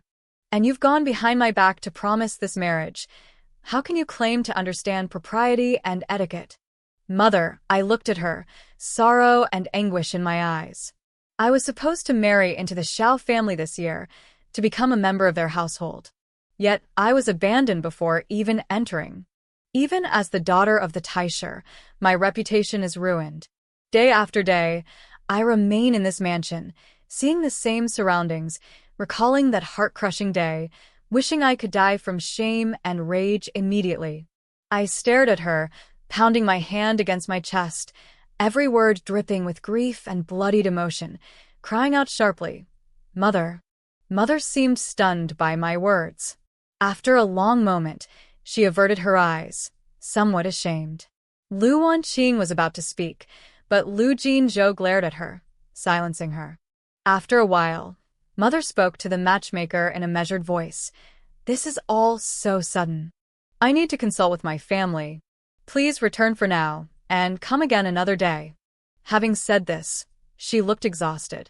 With Wang Ma's help, she began to leave, but paused by my side. She asked softly, Wenyu, do you harbor resentment toward me? I lowered my head, biting my lip in silence. After a long moment, Mother sighed, her voice tinged with sorrow. You've always been too sensible and endured too much hardship. I already knew. In Mother's mind, 2 ice buckets could settle her guilt over me. Whatever I said or did would always be overshadowed by Liu Wanqing's special treatment and coquettishness. If I were to seek anything from her, I would have to repeatedly expose past indignities and suffering to move her heart even slightly. Even if she now felt guilty for delaying me, in a few days, seeing me unharmed, she would set me aside again. What kind of daughter is treated this way? That very night, I sent someone to ask Xiao Chengyi why he had acted so suddenly. His reply was simple. I feared you wouldn't be able to wait. At the time, I didn't fully understand what he meant, but it soon became clear. That day, Father returned home from court, accompanied by the long-absent Liu Huaiguang. His face was flushed, his eyes bright, exuding pride. Only then did I learn that Liu Huaiguang had recently gained the favor of Chancellor Su, who intended to bring him into his service. They said Chancellor Su had been interested in him for some time. Back when the matter with Liu Quangji arose, the Chancellor had also intervened to smooth things over, essentially doing Liu Huaiguang a favor. Chancellor Su's influence in the capital was at its peak. For Liu Huaiguang to be noticed by him was no small achievement. Liu Wanqing listened to Liu Huaiguang and wore a smile that never left her face, calling him elder brother again and again, surrounding him with exaggerated attentiveness. Even my maids noticed something was off. When the young master was at school, 9 out of 10 of his essays were nonsense. Everyone in the household knew his academic abilities. If Chancellor Su can still favor him, then perhaps the Chancellor himself isn't as sharp as people think, Su Er said in a low voice, having learned to whisper criticisms in our own courtyard. Besides, the Taisher mansion's reputation is so poor. Surely the Chancellor isn't out of his mind? The other maids rolled their eyes, thinking she was oversimplifying matters. Only Rong-er, who had been with me the longest, wore a worried expression. Of course, Chancellor Su wasn't interested in my naive, clumsy younger brother. His true aim was my father, the man of principle, firmly neutral in court politics, trusted by the sovereign. Liu Huaiguang was flamboyant, but Father tolerated his high-handedness. Did this imply his stance? Miss, I heard Rong-er whisper, lowering her voice, Chancellor Su has a nephew who's utterly reckless. In the past 2 years, he's married 3 wives. Each died violently within half a year. He now intends to marry again, and I fear. She didn't finish, but I understood. I knew my father, outwardly upright, yet hungering for power more than anyone. In the past, he had been cautious and rational, aware that in the treacherous court, he was nothing more than a small player. Aligning with any side could lead to his sacrifice in the next round of intrigues, so he chose a life of frugality to display loyalty to the sovereign. But that was then. I had already sent Luro to the storeroom to probe, and although the household officially only received my father's meager monthly salary, the mansion's expenses had recently shot up, surpassing even previous levels. It was clear to me. Father had already, half reluctantly, set his course. Perhaps it started with the Liu Wanqing incident, or even earlier, when he allowed his youngest daughter to ensnare Xiao Lu's heart. By then, calculations had already been made. I had been abandoned by my father. At last, I understood what Xiao Qingyi meant when he said he feared I couldn't wait. I had the maids check with those I'd instructed back when I was in the official household. No detail could be missed. The news they returned was fragmented yet revealing. Rong Er said that 2 days ago, someone had arrived at the mansion with 2 carts of gifts, entering through a side gate. Father never allowed gifts, yet this time the visitor was welcomed, leaving with a smile. Liu Wanqing had, one evening, quietly slipped out with her attendants through the side gate and returned only at midnight. As for father, the maid in charge of the study overheard him mention that a joyful event would soon occur at home. Hearing this, I felt truly despairing toward my father. It was the height of summer, yet I felt a chill throughout my body. I had intended to wait until the Empress Dowager's birthday, then go with the palace ladies to pray at Xiling, letting them gradually forget me. As long as I wasn't in this house, I didn't care what happened. But I hadn't expected father to have no filial affection at all, using me purely as a tool. Thinking of this, my eyes reddened. Had I truly been defeated during the previous broken engagement, facing such provocations again, I might have fared badly indeed. Thankfully, my solitary upbringing had tempered my mind far beyond others. I clenched my teeth, wiped my tears with my sleeve, and instructed Lian Er. Go and deliver a message to Elder Xiao. I want to see him. The sooner, the better. Father intended to use me to secure an alliance with Chancellor Su. I was ill and lacked Xiao Lu's heart. Marrying his reckless nephew would be no loss. Retaining my rightful position, the 2 families' bond would remain. Meanwhile, Liu Wanqing would marry into the Xiao family, and with Xiao Lu's devotion, she would naturally become an asset to the Taisher mansion. He didn't even try to hide his intentions. The next day, he summoned me to the study, giving brief instructions. I've found a suitable marriage for you. The family is noble and influential. You should stay in your room these days, preparing for the match. Given that the Su family's young master is already on his 4th marriage, would marrying your legitimate daughter affect the Taisher mansion's reputation? I asked, lowering my eyes to conceal the cold in my expression, posing as concerned for the family's interests. Reputation? Father scoffed above me, in a way he had never shown publicly, unguarded. Reputation only matters when your power isn't enough. The Taisher mansion no longer needs it. Indeed. Having earned the sovereign's trust, and now grasped the olive branch from the Su family, my father was no longer anyone's pawn, but a strategist, much like Chancellor Su. This was his moment of triumph. I stood, observing Liu Wanqing in her splendid attire, followed by my 3 younger brothers. She ran lightly to father, flitting like a precious little bird, playfully swinging his arm, yet her eyes turned maliciously toward me. Eldest sister marrying into the Su family is truly a blessed union. Xiao Lu and I both wish you happiness, she said, her tone deliberately sweet. My dear, Liu Huiguang added, the Su family is high-ranking. Eldest sister marrying there is the greatest honor, truly a blessing to be cherished. He still believed the marriage was due to his connection with Chancellor Su, viewing me as under his favor, his gaze full of pride. Father merely smiled, patting Liu Wanqing's head. You're also to be married someday. Learn to temper your temper, lest you behave the same way at the Xiao residence. Watching this familial bliss, For the first time in my life, my heart boiled with fury. My beloved father, who once held me as a child and now saw me as nothing more than a disposable piece on the chessboard. I lowered my head, clenching my hand in my sleeve until the veins on my hand stood out, yet my anger remained unquenched. Eldest sister, Liu Wenyu whispered near me, "You're not well. Let me take you back." Father waved them off casually, signaling us to leave. Once outside, he spoke to me solemnly. "I've learned that the Su family is merciless. If you don't wish to marry into them, I will petition father." "You already did," I said. Liu Wenyu's voice rang loud, but seeing my indifferent expression, he slowly lost confidence. He must have realized the Taisher mansion was never as he imagined.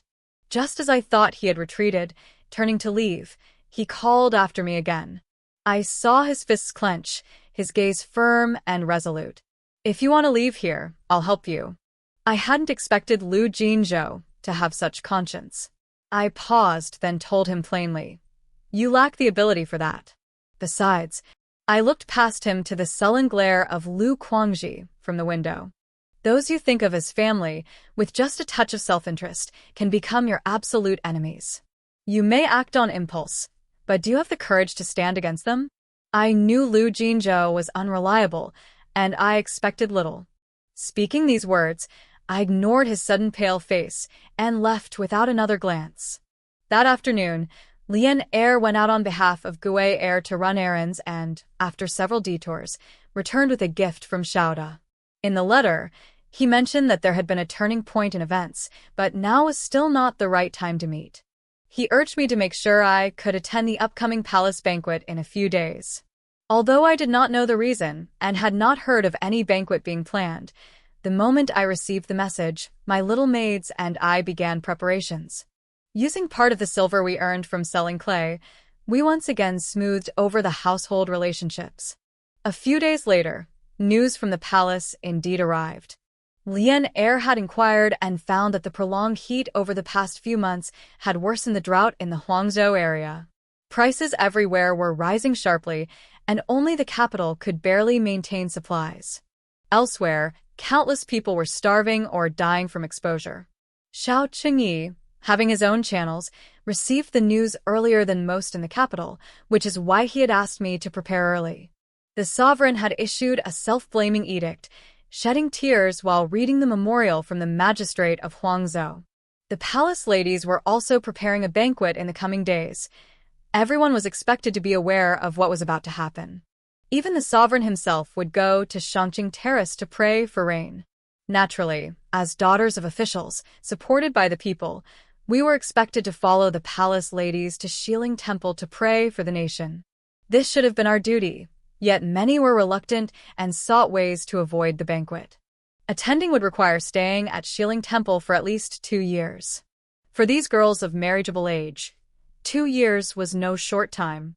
Wasting their youth, by the time they returned, even with a good reputation, they would no longer be considered for marriage. Moreover, the sovereign and the palace ladies were kind. At most, there would be minor punishments, nothing more severe. Having resolved this, overnight, half the noble girls in the capital suddenly fell ill. Even Liu Wanqing, who had been running out all the time, injured her leg in a rush and was confined at home. Father had the same plan for me. He instructed that I remain at home for the next few days, not appearing outside. I leaned against the bed, listening quietly, thinking how, years ago, Father might have been eager to send me to the palace to earn honor for the Taisher mansion. After all, in his eyes, I was just a tool, not even counted as a person, so why would he care if my youth was wasted? Thanks to his indifference, although Father had guards watching the courtyard, I was still able to find a chance to slip out on the day of the palace banquet. I had intended to go straight to Mother's room, but Liu Wanqing was guarding the door. The moment he saw me, having changed clothes with Lian Air, he seized me and dragged me aside, his eyes dark and warning. "Liu Wenyu, this is your life. You'd better accept it and not try any tricks." I shook off his hand gripping my wrist and spoke bluntly. "Liu Wanqing, you know you are the least valued of Father's 3 sons. You took money from the Su family to buy yourself favor. hoping father would see your worth. And? His expression darkened, his gaze fixed unwaveringly on me. Are you going to report me to father? Or use it to threaten me? I rubbed my slightly reddened wrist and frowned at him. I'm reminding you, if I truly marry into the Su family, the only people with ties to them in our household will be father and Huaiguang. That will be when you have absolutely no chance. Liu Wanqing fell silent, furrowing his brows in thought, clearly taking in my words. I continued. When you first began schooling, aside from lessons with a tutor, you were raised under my supervision. I was your earliest teacher. I taught you how to manage the courtyard and gather people. But you took that knowledge to school and used it to form cliques, bullying anyone more talented or unwilling to associate with you. At this point, I let a mocking smile touch my lips. All the vile deeds you've done over the years? You've made me apologize for them. I know exactly what kind of person you are. You cannot tolerate others being better than you. You wouldn't want to see Liu Huaiguang truly solidify his position in the Taisha mansion with the Su family's backing. Upon hearing this, Liu Wanqing suddenly looked up, a fierce, violent gleam appearing in his eyes. I met his gaze unflinchingly and said firmly, "Now may I enter?" The confrontation lasted only a moment before Liu Wanqing made his decision. He stepped aside to let me in and even called away Mother's servants in the room beforehand. When I entered, Mother was sitting at the rosewood mirror, lost in thought. Seeing me suddenly appear, she flinched, dropping what she had been holding to my feet. I bent down to pick it up and realized it was the silver hairpin Mother had once given me. She had kept one during the ceremony. I stepped forward a few paces, gently returned it to her hand, and then knelt straight down. You're making things difficult for Mother."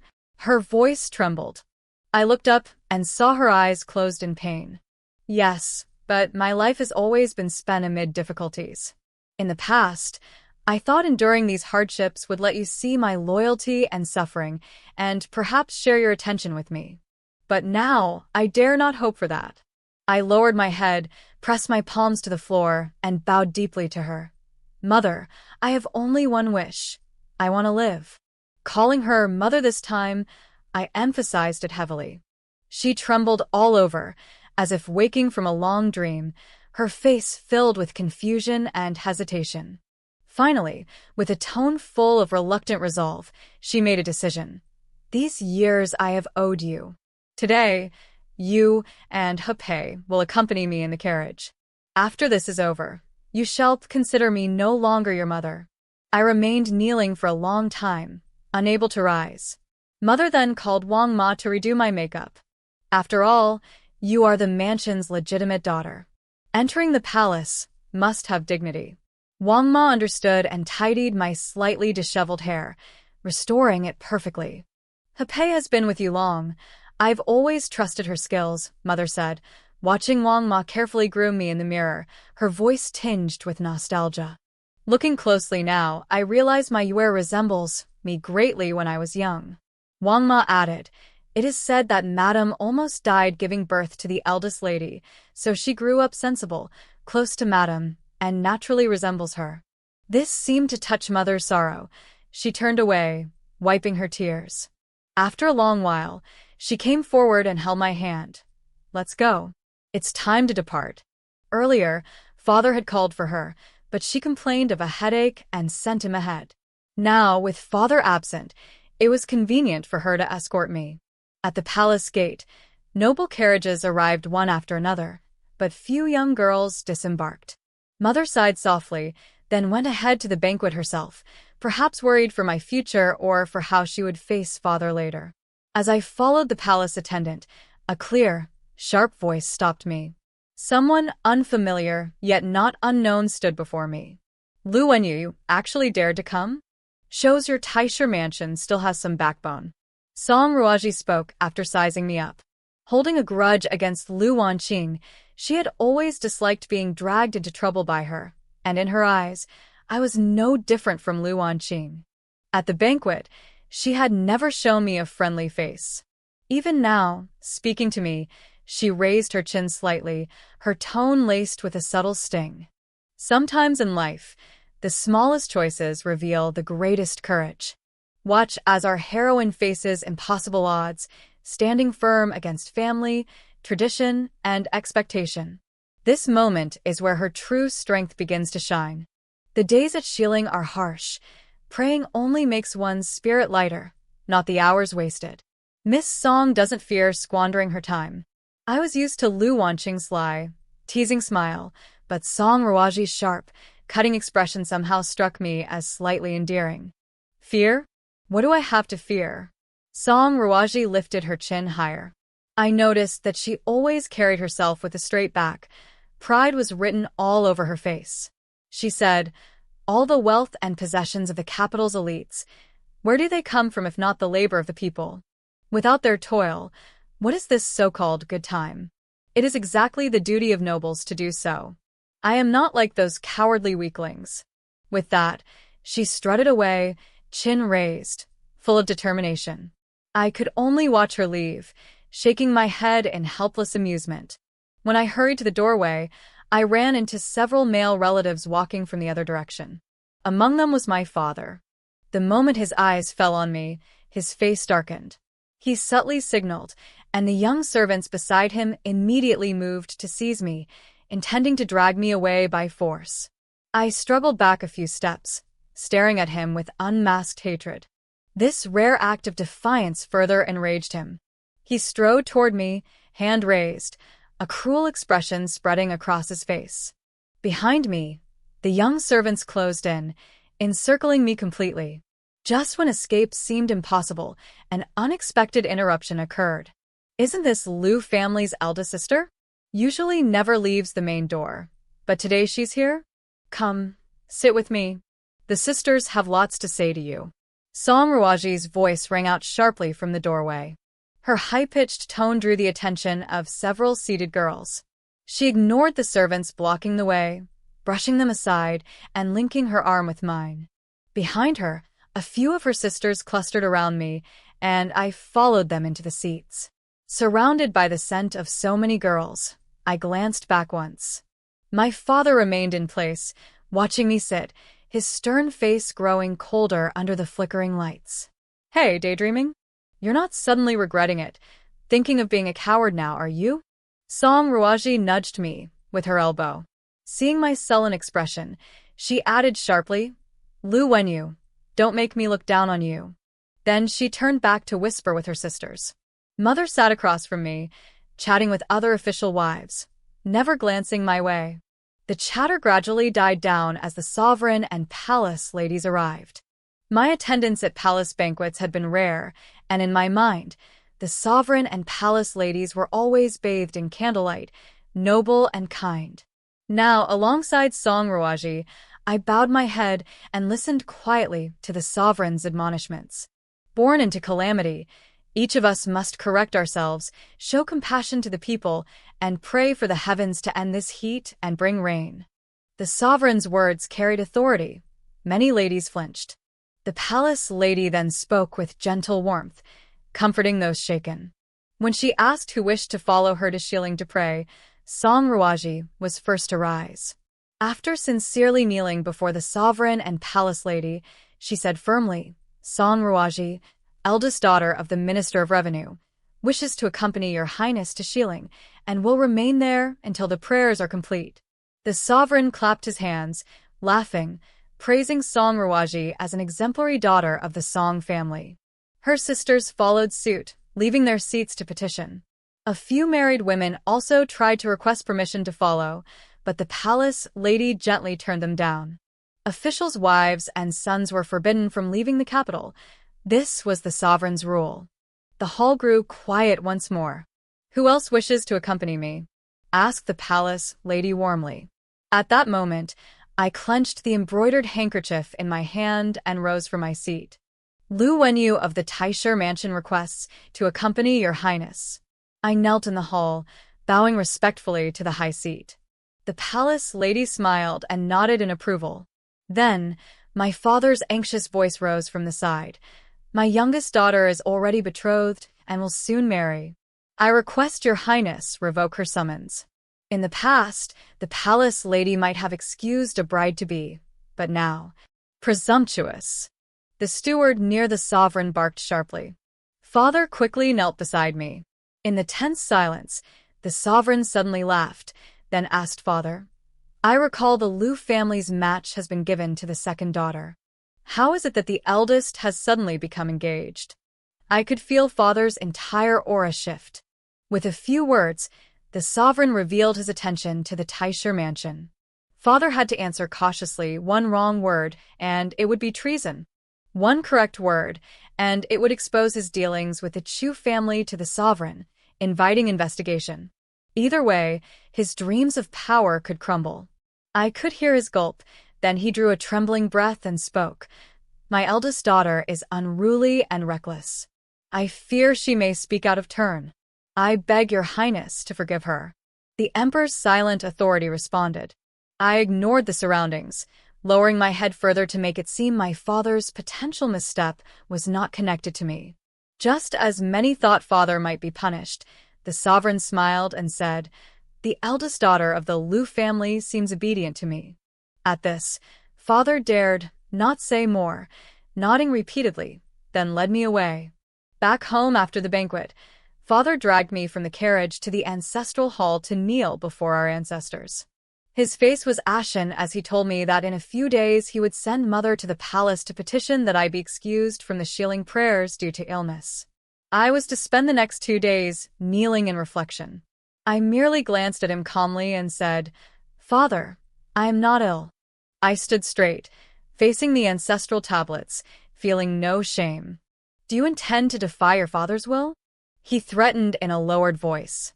I met his gaze and replied, "Do you remember our days in Qingzhou? You were a modest scholar. Mother was a wealthy girl unfamiliar with hardship. After marriage, her family fell into misfortune, and even buying books required pawning clothes and hairpins. The women of our household often suffered hunger and cold. Compared to now, those days were utterly different." I swept my gaze over the lit hall and the Liu family ancestral tablets and spoke loudly. "The house is grand, servants abundant. Is this not enough? If one desires too much, one will never be satisfied. Now the sovereign is admonishing you, yet you will not relent you. Enough, ignorant girl. What do you know of reason?" Father's harsh voice cut me off.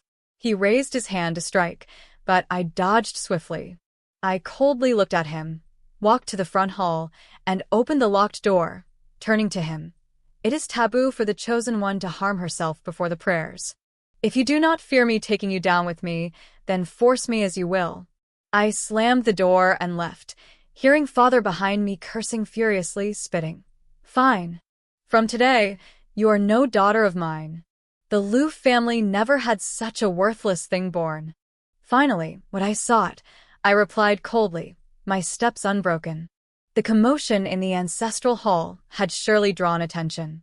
On the way back, Liu Wanqing appeared from the roadside, her face full of schadenfreude. "What great misdeed has eldest sister done to make Father this angry?" she said, then, pretending to realize, continued, "Could it be you embarrassed yourself in front of the sovereign and palace lady? Seems not only are you old, but your mind is unclear too." With a sharp slap, she covered her reddening cheek, stunned, before recovering and trying to strike back. I grabbed her wrist. "I have accepted the palace lady's invitation for the Taisher mansion. If I cannot leave, it will fall to you." I leaned close and whispered in her ear, 2 years, think Xiao Lu will wait faithfully? Will that overbearing lady in his house wait?" Then I released her hand sharply, a mocking smile on my face. 2 years. By the time you return, you'll only be fit to be a concubine in the Xiao household. Best not to push me, Liu Wanqing. Liu Wanqing stumbled from my shove. When she turned back, her eyes were brimming with tears, her face pale. She stepped back 2 paces, wanting to retort but too shocked to speak, clearly shaken. She had never heard of anything like this, nor seen me like this before. Trembling under my gaze, she finally turned and fled into the night. I watched her panicked retreat, feeling a certain irony, and couldn't help but let out a small, mocking laugh. What I had said about making her take my place was entirely fabricated. Liu Wanqing had attended more palace events than I had. If she had ever paused her energy spent on dressing up, showing off, competing for attention at home, and vying for men, she would have known I was lying. After sending Liu Wanqing off, I turned to see Liu Jianzhou stepping out of the shadows. I flexed my wrist slightly. What are you trying to provoke me to? Liu Jianzhou avoided the question, instead bowing formally as usual. Then he said, "Eldest sister, you've accomplished what you wanted. Congratulations." He didn't seem confrontational, but I had little patience for him. I no longer needed to pretend with anyone. After he spoke, I stood silently, unwilling to wait for more, and passed him to leave. Not far off, Rong'er was already approaching with a lantern to escort me. As I brushed past Liu Jianzhou, he suddenly spoke in a low tone. "I am indeed a coward without courage, unworthy of your past guidance." My steps didn't falter. His voice was soft, as if speaking to me, yet also as if speaking to himself. He said, "Eldest sister, your lesson today is enough for me to reflect on for a lifetime. I will strive to cultivate the courage you have shown." By the time his words fell, I had walked far ahead. Rong'er checked me from head to toe. Seeing that I was unharmed, she took my arm, and we slowly headed back to my courtyard. Liu Jianzhou had spoken the truth. What I wanted, I had achieved. What the Liu family thought or did from now on was no longer my concern. I was set to depart with the palace lady to Xiling in 3 days. During those days, the gates of my courtyard were colder and lonelier than ever. Father thought he was warning me that children without parental protection had no bright future. But it only made me feel freer. Lianer and the others helped me transfer the silver we had saved over the years, and then we went to see Xiao Qingye. He was truly considerate. Knowing no one at the mansion would prepare my luggage, he told me he had arranged a caravan. On the day I left, I only needed to bring it along. I refused repeatedly. I was going to pray, not indulge in luxury. Seeing this, Xiao Qingye looked genuinely touched. He said, "Miss Wenyu, I knew from the first time we met that you were someone who knew how to manage life. You are the most suitable match for me in this world." Cough. Xiao Zong beside him coughed into his fan. Xiao Qingye realized and corrected himself immediately. But knowing how to live does not mean living in hardship. I earn money to provide for my wife's needs. Whether wife or fiancé, I will never let you suffer. Only now did I understand the subtle affection Xiao Qingye had for me, and that it had started from our very first meeting. Back then, there was a birthday celebration hosted by a prominent family in the capital. Xiao Qingye and I were both invited, but placed on the margins. He was handsome, with a noble bearing, yet at the time he had not taken over the Xiao family and was just a wealthy second generation. The elites ignored him, refusing to mingle. Seeing me dressed plainly at the edge, he assumed I was also of common background and inquired my name. When he learned I came from the Taisher mansion, he was genuinely surprised. He then observed how I brewed tofu with tea, arranged all the meat neatly, and left the expensive pastries untouched. I explained that among the capital's elites, one must not finish one's plate or risk ridicule. I aimed to eat enough to be satisfied, leaving the pastries for later. They were easiest to carry home for the children or elders, wasting nothing. Xiao Qingye listened, fascinated. I continued to explain the city's cooking practices, how fine rice alone wouldn't fill you, how cheap shrimp skins could be stir-fried and pickled, and how lotus root fibers could produce high-quality ink paste at low cost. He listened intently, eyes brightening. He expressed interest in selling my lotus root ink paste batch to the western regions. Months later, when he first traveled to the west with the family head, he sought me out. He was a born businessman. He sold the ink paste at prices I could not have imagined. I expected him to take some profit, but he gave me all the proceeds. I had once thought he was simply trying to build a long-term partnership. Later, I assumed it was sympathy for my modest lifestyle. Now, I realized he was securing his lifelong plans. Seeing me silent for so long, he looked uneasy. Under Xiao Zong's teasing, he drank from a cup, his newfound courage fading after meeting my gaze. "Miss Wenyu," he began. "I know," I replied softly, finishing his thought. It seems fate brought me together with the eldest master. These days, Xiao Dage has helped me honorably. I've seen it and I understand him. Xiao Qingye visibly relaxed. I couldn't help but smile at the usually eloquent businessman suddenly tongue-tied. Yet I still had concerns.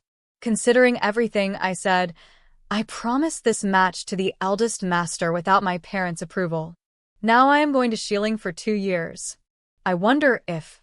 I left the sentence unfinished, waiting for Xiao Dage's response. This is no problem.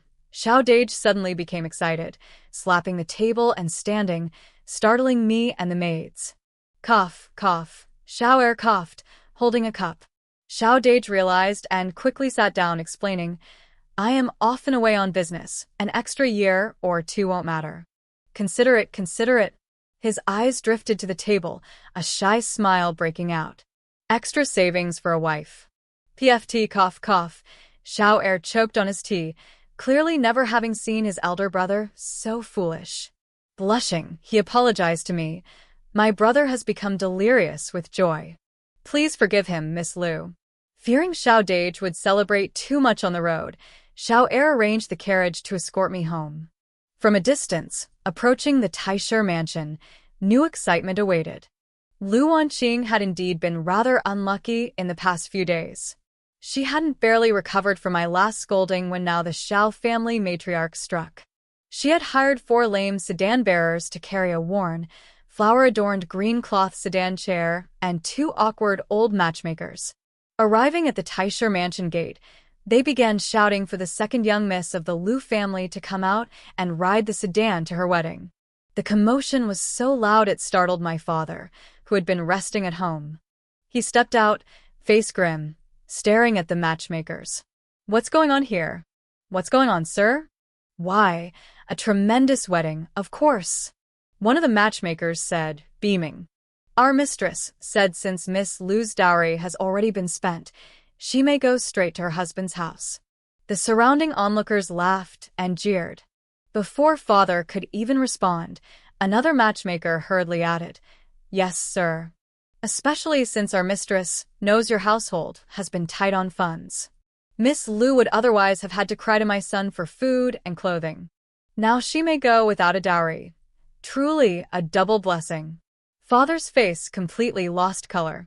Someone in the crowd started jeering, and soon the group shouted in unison, demanding that the second young miss come out to board the sedan chair.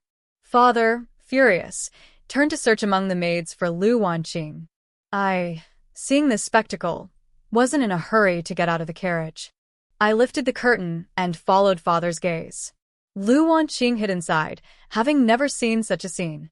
Her face had turned pale from fright. Under father's stern stare, she was dragged out. I ask you, did you really spend Xiao family's eldest son's silver?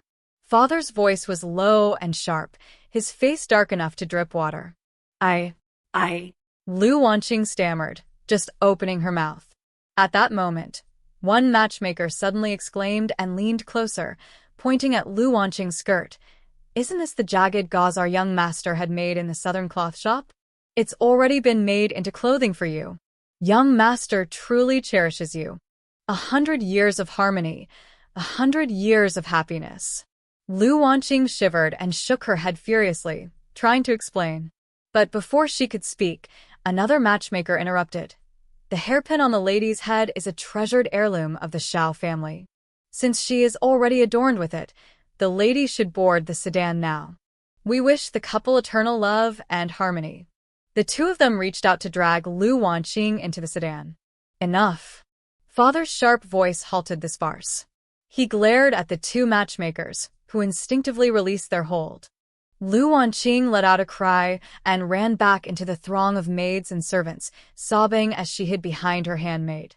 If the Xiao matriarch does not want this marriage, then let it be cancelled. But you 2 have gone too far, daring to offend my household at my own gate. The 2 matchmakers exchanged a glance, smirking. Then teach your daughter properly, Sir Liu. Don't let her always reach for men's silver. Your daughter constantly complains to our young master about how cruelly she's treated. Our mistress was only trying to rescue her from misery. Their words were laced with challenge, showing no fear of father threatening to cancel the engagement. I watched the drama unfold, unable to contain my laughter. The Xiao family held a noble title. The elder Xiao was a war hero and Marquis of Wuping, far above the Taisher mansion in prestige. Yet when this marriage was first arranged, the Xiao matriarch had been pleased. Xiao Lu would only be able to marry up if he matched a princess, which would ruin his future. Moreover, the matriarch feared the ruler's suspicion and chose a supposedly refined daughter from the Taisher mansion for Xiao Lu. The initial joy of the marriage faded quickly. I had been managing the household for my mother since age 12, negotiating the marriage with Xiao Lu at 14, and staying at home under my mother's supervision until 17. It wasn't just I who had been dragged along by age. Xiao Lu had been too. The Xiao matriarch had long been dissatisfied with Liu Wanqing, but she could find no fault in her careful conduct, and thus blamed the entire Taisher mansion. Later scandals involving a younger sister usurping the elder's marriage only fueled her resentment. Yet Xiao Lu liked Liu Wanqing dearly, willing to defy his mother to remain engaged. Over time, the Xiao matriarch grew to despise Liu Wanqing, hoping father would cancel the engagement. When Liu Wanqing first heard the word cancel, she was bewildered. Only after Shuang'er whispered a few words in her ear did she panic, then rush out crying to kneel before father. Father, I truly love Xiaolang and do not wish to cancel the engagement. Father's earlier strategy had been to feign retreat to maintain some dignity for the Taisher mansion. But Liu Wanqing's move truly dragged his face across the floor. I sat to the side, enjoying the spectacle, while Roma handed me a handful of melon seeds. We sat and cracked them together. Yu. Father's hand shook as he pointed at Liu Wanqing, finally regaining some control. You shameless wretch! He shouted at the surrounding matchmakers and maids. What are you standing there for? Take her to the ancestral hall and lock her up. He then dismissed the Xiao family's matchmakers. The crowd gradually dispersed. Even after everyone had left, I heard whispers. Who would have thought the second daughter of the Taisher mansion could be so self-indulgent? Yes, once praised and cherished by her parents, yet why demean herself like this? What is she hoping for? What was she hoping for? Naturally, she feared losing this engagement with the Xiao family and being sent to the household of Minister Su's nephew. That would be true hell, a fall from the clouds to the ground. Compared to that, reputation meant nothing. Liu Wanqing had resolved herself, but she lacked judgment. Choosing the wrong occasion, she forced father to lose face. And for what gain? Nothing. Liu Wanqing had been punished severely, and just when I thought things might finally settle down, I ran into her again. I had underestimated her determination to annoy me. She had spent the entire night kneeling before the ancestral tablets in the hall, her legs stiff and sore, yet the next morning, before I departed, she dragged her battered body to my courtyard gate to confront me. Yesterday, a servant saw you. You got out of Xiao Heir's carriage. I was taken aback. I never expected her first words to be this. Then she continued, venom dripping from every word. First you took it upon yourself to promise a marriage to Xiaoda, then you went and flirted with Zhao's second son. Liu Wenyu, you truly are the most shameless woman in the world. She spoke with such fury as though trying to vent all her pent-up anger. I, seeing that everything she said was nonsense, prepared to simply pass by her and leave. But as I brushed past, Liu Wanqing suddenly lunged at me with all her strength. Liu Wenyu, just wait. Once you leave, there will be no place for you in this household. You'll never get in my way again. I'll make you regret it. One day, you'll kneel at my feet and beg me. Her yelling was unbearable. I was about to push her away when Roma stepped forward and delivered a sharp slap across her face. Liu Wanqing froze, disbelief written across her face, then shouted, her tone rising sharply. Who dares to hit me like this? Apologies, Miss Ronger said, standing tall. Your young lady has already burned my servitude contract. I am free now. I can hit whoever I like. Roma reached into her pouch and tossed 2 small silver coins at Liu Wanqing's feet. Before Liu Wanqing could react, she clasped her hands behind her back and spoke loudly. I heard that the second young lady's life at home has been difficult and she's had to rely on her fiancé for support. Consider this a small token from me, a compensation for the slap I gave you." Liu Wanqing had never been treated this way. She screamed to the household guards, "Arrest this servant. I want her beaten to death. Quickly, beat her to death. Wanqing, you do not have the authority to take someone's life." I stepped forward, cupped her face gently in my hands, tracing the swollen marks left by Ronger. My voice softened. "Moreover, if you delay me from attending lady's appointment, the entire Taisher mansion will be affected because of you. Tell me, what punishment do you think you'd receive from the sage and lady?" The punishment might not have been severe, but the tone of my voice was chilling. I felt Liu Wanqing tremble under my hands. Moving my palm to her shoulders, I patted gently. "Don't make me angry, okay?" Finally, Ronger and I left the mansion without further incident.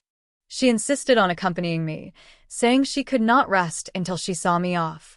I worried Liu Wanqing might take revenge on her later, so I instructed her to head directly to the Xiao household after I departed. The other young maids had also been settled. By now, my courtyard was empty. I squeezed Ronger's hand, which clutched my sleeve as she choked back tears, whispered a few comforting words, and then turned to leave. As I boarded the carriage, a familiar gaze suddenly struck me from a distance. I turned my head and saw Xiao Qingye waving vigorously at me from the main street. He smiled brightly, mouthing words silently, as if reassuring me not to worry about anything here. I felt all the tension in my heart dissolve and returned to smile before drawing the curtain and settling into my seat. Song Ruji was already sitting in the carriage, staring out the window, chin propped on her hand. She glanced at me indifferently as I entered, then returned to her gazing outside, leaving me with a stiff, awkward impression. She maintained this mood for the entire journey, silent and distant. I did not try to speak, and she did not either. All the while, I was thinking ahead to our arrival at Xiling Temple. Lady would stay there for only 2 months. If I could perform diligently during this time, I might impress her enough to request her blessing for a marriage between Xiao Qingye and me. Success would mean everything afterward was almost guaranteed.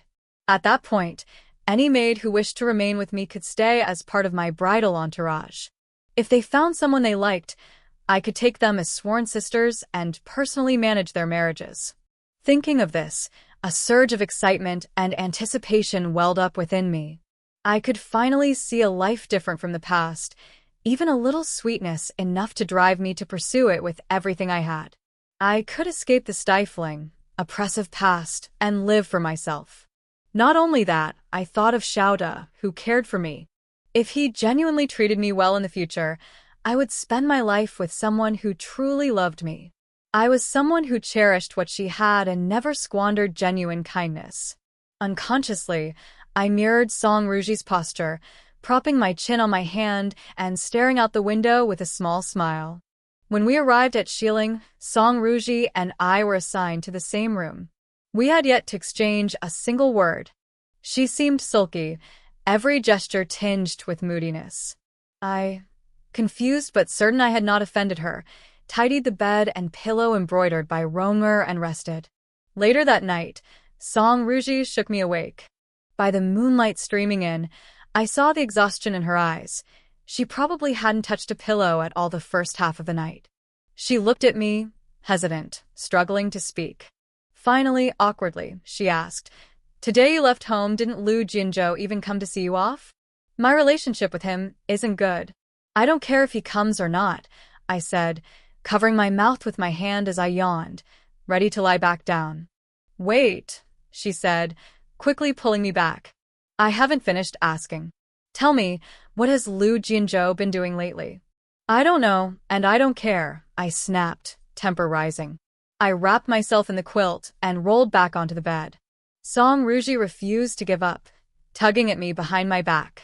I waved her off. "I just don't understand how someone who looks decent could like him," I muttered into the quilt. She was silent for a long while, seemingly pondering the question. Just as I was about to drift off again, her dry voice broke the quiet. "I only cared a little at first. Later, everyone around me said he was good, but I couldn't have him, so it became an obsession. She sounded frustrated. Love is messy. Young people love to make a fuss. I was just making trouble for myself, chasing someone who didn't care for me. She slumped onto the edge of my bed and, after a moment, poked me through the quilt. Liu Wenyu, are you just going to sleep? Aren't you going to say anything? I sat up, arching my back, determined to finish speaking. First, people only told you he was good because you praised him first. As for him himself, you have eyes. You can judge. Young people like to fuss, but that doesn't mean you should ruin yourself. Second, from your parents down to your siblings, everyone genuinely loves and treasures you. Why torment yourself for a man who is rude and graceless? That's insulting those who care for you. Lastly, if you disturb my rest again, tomorrow I'll nail you to the door, so you can't leave all day. I said this and flopped back down. Song Ruji was startled into silence for a long while, then quietly returned to her own bed. By the next day, her gaze toward me carried a hint of respect. I had no time to dwell on it. After quickly washing up, I went to the central courtyard for morning practice, then to the Buddha to offer incense and recite prayers. I hoped arriving early would leave a good impression on Lady. Upon arriving, I found that Lady had already been kneeling by the Buddha the entire night. She wore plain clothes, held a mala, and sat enveloped in incense, her eyes closed, her expression serene and pious, like a pure and holy bodhisattva. She noticed me and smiled kindly, extending her hand. You are Wenyu, right? Good child, come here. I hurried to her side, made a proper bow, and then sat beside her. We recited sutras together, my rigid posture softening. In front of Lady and the Buddha, I felt ashamed of my previous scheming. This is how I spent the first month and a half at Xiling Temple, following Lady faithfully. During that time, an incident occurred. A disaster survivor from Huangzhou, covered in wounds, broke into the temple. We, a group of noble girls, were reciting sutras at the time and were startled by the stranger.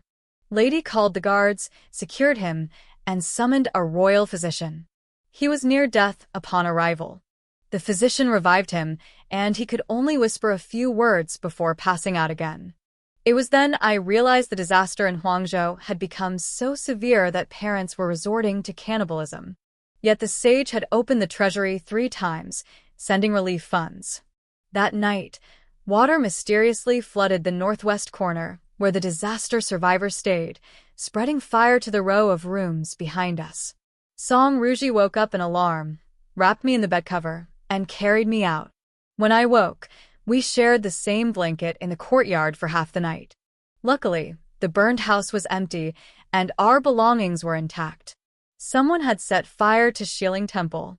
This was no minor incident, and Lady had to return to the palace immediately. Before leaving, she called me close, gently stroking my hair like a mother.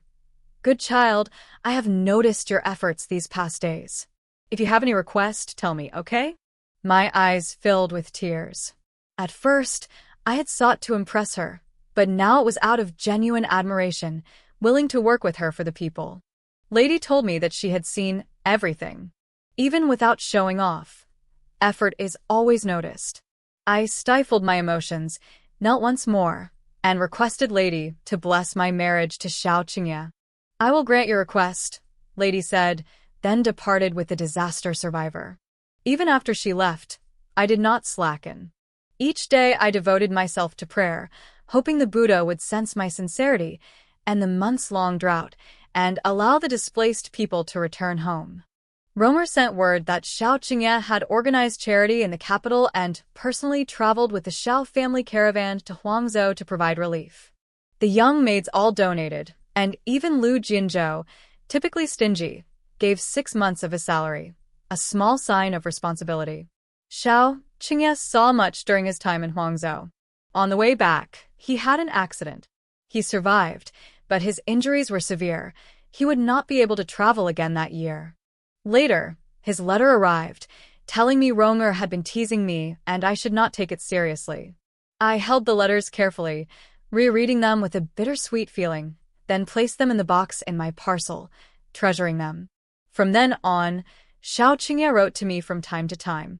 Xiao Qingye was wealthy and could obtain information that most people could not. Events in the capital were almost all relayed to me by him, without omission.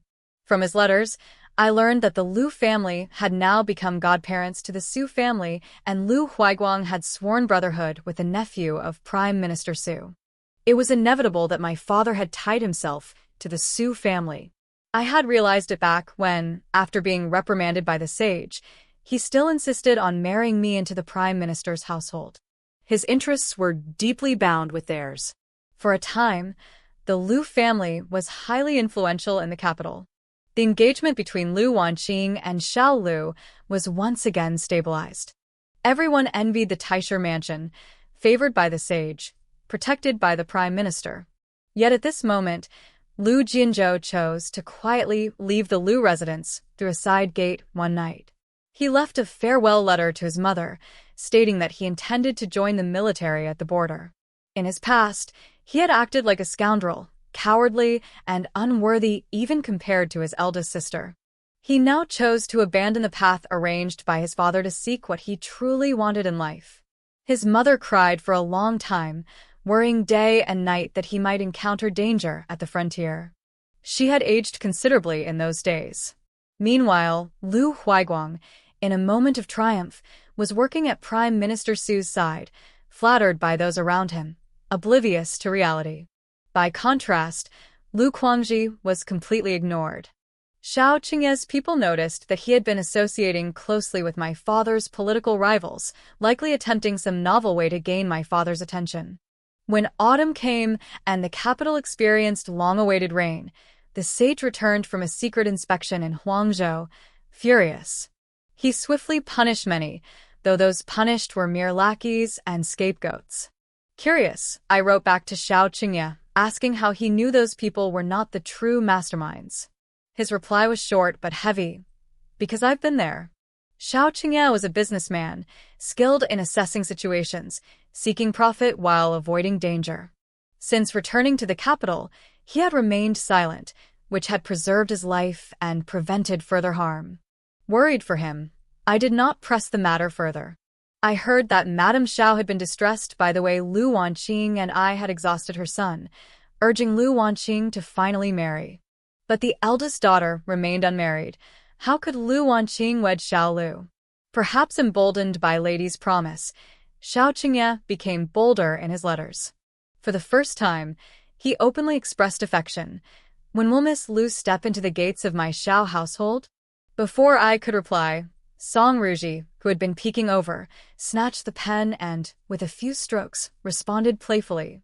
When the chickens finish pecking the rice mountains, the dogs finish licking the flour, and the candlelight burns through the iron chains, then we shall speak. Song Ruji proudly sent the letter for me. Xiao Qingye's reply was faster this time. Knowing my handwriting, he wrote directly to Song Ruji. Our family has 300 dogs, 50,000 chickens, countless ironworks. As long as Miss Liu agrees, 10 rice mountains and 10 flour mountains will be no problem at all. Song Ruji turned green with jealousy, clinging to my arm and sulking. So, what if he has money? He can't hold you like I can right now. Her endless antics left me both amused and exasperated. By winter, the temple grew cold, and the capital's coal had not yet arrived. Even wrapped in winter clothes, the chill was hard to bear. At that moment, the quiet temple was filled with the shouts of coal vendors. We all rushed out and saw, in the distance, the Xiao family caravan. This was a trading party returning from the western regions, carrying high-quality golden thread coal. Following the head of the family's instructions, for some reason, they made a large detour through Xiling. Now we understand. The master sent us to deliver coal to our future mistress. How could we take payment? Crates of expensive coal were unloaded at Xiling Temple. Xiao Qingye had shown generosity in front of Song Ruji. Even Ronger, who usually complained, could not speak ill of Xiao Qingye. She muttered, "Well, barely worthy of you, I suppose." From then on, whenever the Xiao caravan left the capital, it always made a stop at Xiling, leaving part of the goods there. I could now enjoy seasonal fruits and vegetables, as well as proper writing instruments. I still refused expensive dresses and jewelry, remembering ladies' teachings. A simple gray robe sufficed for prayers at the temple. When our stay ended, Song Ruji and I traveled back together. She had tears in her eyes. Liu Wenyu, after you marry, remember to send me letters. I want to see in person how grand and imposing the Xiao household is. If you can't find anyone else to play with, you can keep teasing Liu Wanqing, I suggested sincerely. She punched my arm in response. Before leaving, I worried about her future, asking if she still pined for Liu Jinzhou.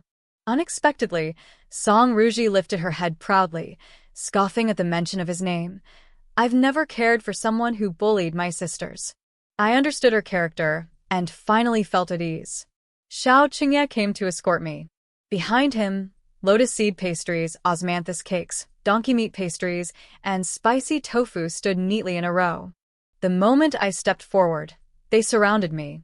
Doufu had married, and Xiao Qingye had arranged a generous dowry for her, to be redeemed in installments every 2 months for 3 years. This ensured that her new household was secure and that the marriage was genuine. After some chatting, we set off to the palace to see Lady. Outside the palace, we unexpectedly encountered Liu Wanqing with Xiao Lu.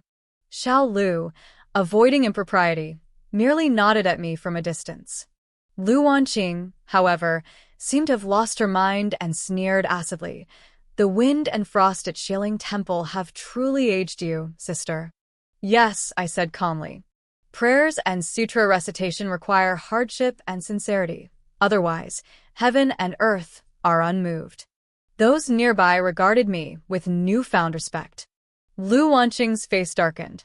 Before she could respond, Song Ruji spoke up. Indeed. No one returns from Xiling Temple polished and refined. Liu Wenyu is gifted. If not for her sudden illness the night before the palace banquet, she could have tried. I silently praised Song Ruji in my heart.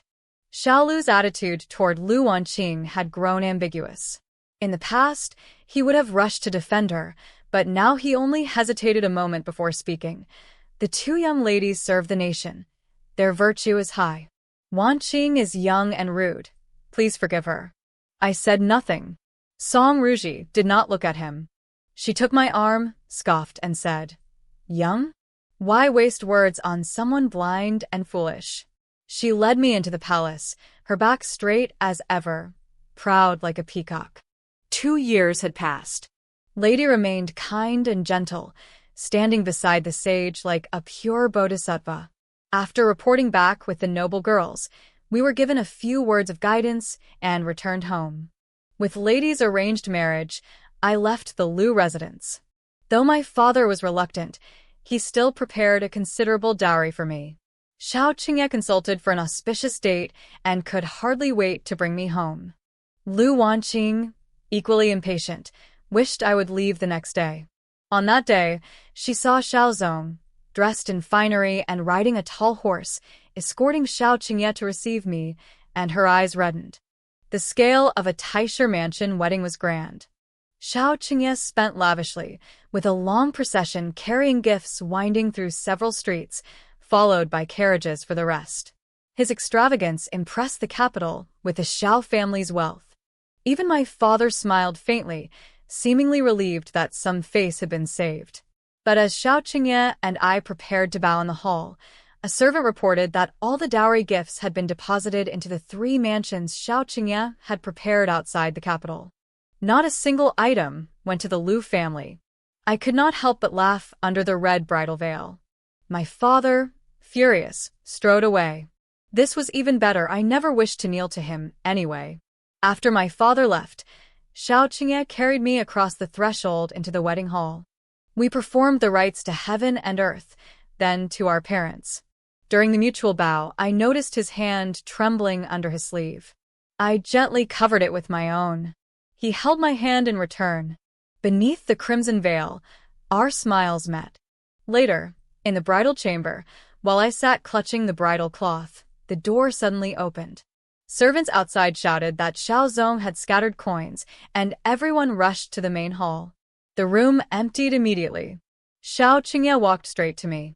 When the veil was lifted, I looked up, the candlelight reflecting in his eyes, and we smiled at each other. A flush colored his handsome face. He had clearly drunk a fair amount despite scattering the money. "Hungry?" he asked. I nodded. He sat beside me, rummaged in his sleeve for a while, and produced a small bag of beef slices wrapped in oiled paper, offering them to me. On our wedding night, by the light of the dragon and phoenix candles, we ate roasted beef together. Halfway through, Xiao Qingye remembered that the marriage attendant had been sent away and no one had guided us to drink the ritual wine. He hurriedly called the attendant back, who, with an awkward smile, served the wine. As our arms crossed, Xiao Qingye whispered softly, "My wife, I will treat you well all my life." Half a year after Xiao Qingye and I were married, the Prime Minister's household fell. The disaster relief funds that had been embezzled in Huangzhou had long weighed heavily on the sage's mind, especially after he had witnessed people starve to death, digging up dry mud to eat, only to die from their own desperation. After returning, the sage barely slept, and his hair turned white prematurely. Now the destination of those funds had finally come to light. The money intended to save lives had instead been turned into golden embroidery on Prime Minister Su and his relatives, cups of fine wine, and the tears of dancers scattered throughout the mansion. The sage was furious. Prime Minister Su's household was seized, and he was executed in the East Market. The Taisher mansion, which had close ties with the Prime Minister's household, was implicated as well. My father was stripped of his position and exiled, coincidentally to the very place he had once come from, Qingzhou. Years ago, he had boarded the carriage to the capital full of ambition. Now, he returned to his hometown utterly defeated. 10 or more years of life had passed like a fleeting dream. Worse still, the complaints recording his crimes had been submitted by his own son, Liu Wanqing. Liu Wanqing stayed in the capital, balancing merits and faults. Ambitious as he was, he had sold out his father to gain favor from above. Yet after the Liu family fell from power, he never truly achieved anything. Liu Wanqing refused to suffer alongside her father. On the eve of the Taisher mansion's fall, she packed her belongings and fled to the Shao residence overnight. There, she became an anonymous concubine. This time, Xiao Lu did not defy his grandmother for her, simply allowing the arrangement. Later, I heard that Liu Wanqing, unwilling to fade into obscurity, tried to regain Xiao Lu's favor, and when that failed, attempted to use temple visits as an excuse to approach Xiao heir. Unfortunately, before she could meet him, the maids at the Xiao residence caught her. After a few beatings, she disappeared from the scene entirely. Liu Jinzhou still had not returned. After joining the military, he cut all ties with his family. Liu Huaiguang, who had been pampered by my father and expected a brilliant future, refused to accept that everything had vanished overnight. He threw tantrums and smashed objects at home, and when he finally came to his senses, he fell into despair. From start to finish, only my mother seemed satisfied with the Qingzhou exile. When I went to bid her farewell, I secretly pressed 100 taels of silver into her hand, telling her to take care of it and reminding her to learn to handle things on her own. When my father returned to Qingzhou, he encountered the refugees who had fled Huangzhou years ago. They hated him deeply, wishing to tear him limb from limb. He was beaten badly, and at the critical moment, the son he had been proud of abandoned him, hiding on the sidelines. Back home, he fell gravely ill. Even so, people continued to come every day, yelling, barging into his room, and spitting in his face. My father, who had always cared for his honor, never imagined that his later years would be so wretched. He passed away within 6 months. Perhaps he never knew that the sage had discovered him because, while touring the outskirts of the city, the sage had overheard farmers whose land had been seized shouting insults, calling the local officials pigs and dogs. The sage personally investigated. Shortly after, the Prime Minister's household and Taisher mansion were exposed. My father had once told me that reputation could be deadly. Yet later he said, as long as one had power, what was reputation worth? In the end, he forgot his own words. Ironically, after his passing, my mother's life improved. She only had the useless Liu Wanqing to care for, and no longer had a mother-in-law constantly insulting her to endure. When she spent most of the family wealth on herself, she realized it was more than sufficient. The steward was not as difficult as she had imagined. 2 years later, Xiao Qingye and I had our first son, Suner. My mother, learning the news, sent some local specialties from Qingzhou as greetings. Xiao Zong, acting as his uncle for the first time, doted on the boy, seeking out novel toys from all over. For the next 5 years, Xiao Qingye brought the child and me traveling across the land. When passing through Qingzhou, my mother came to see us from afar. She saw my bright clothing but hesitated to approach, gripping her cloth tightly. Xiao Qingye tried to give her money, but she refused. Liu Wanqing, watching intently, seemed ready to snatch it, but seeing the guards behind us, he did nothing. Returning to the capital, Xiao Qingye's old friends came to drink. One joked that he was a henpecked husband, yet had 2 beautiful concubines forced upon him. I glanced coldly at him. He froze completely. When I set my cup down on the table, he jumped up, insisting, "I didn't. Everything extra I have went to my wife. Where would I find money for concubines?" His friend realized there was no saving him, drank a few cups, and left quickly. That night, Xiao Qingye did not enter my room.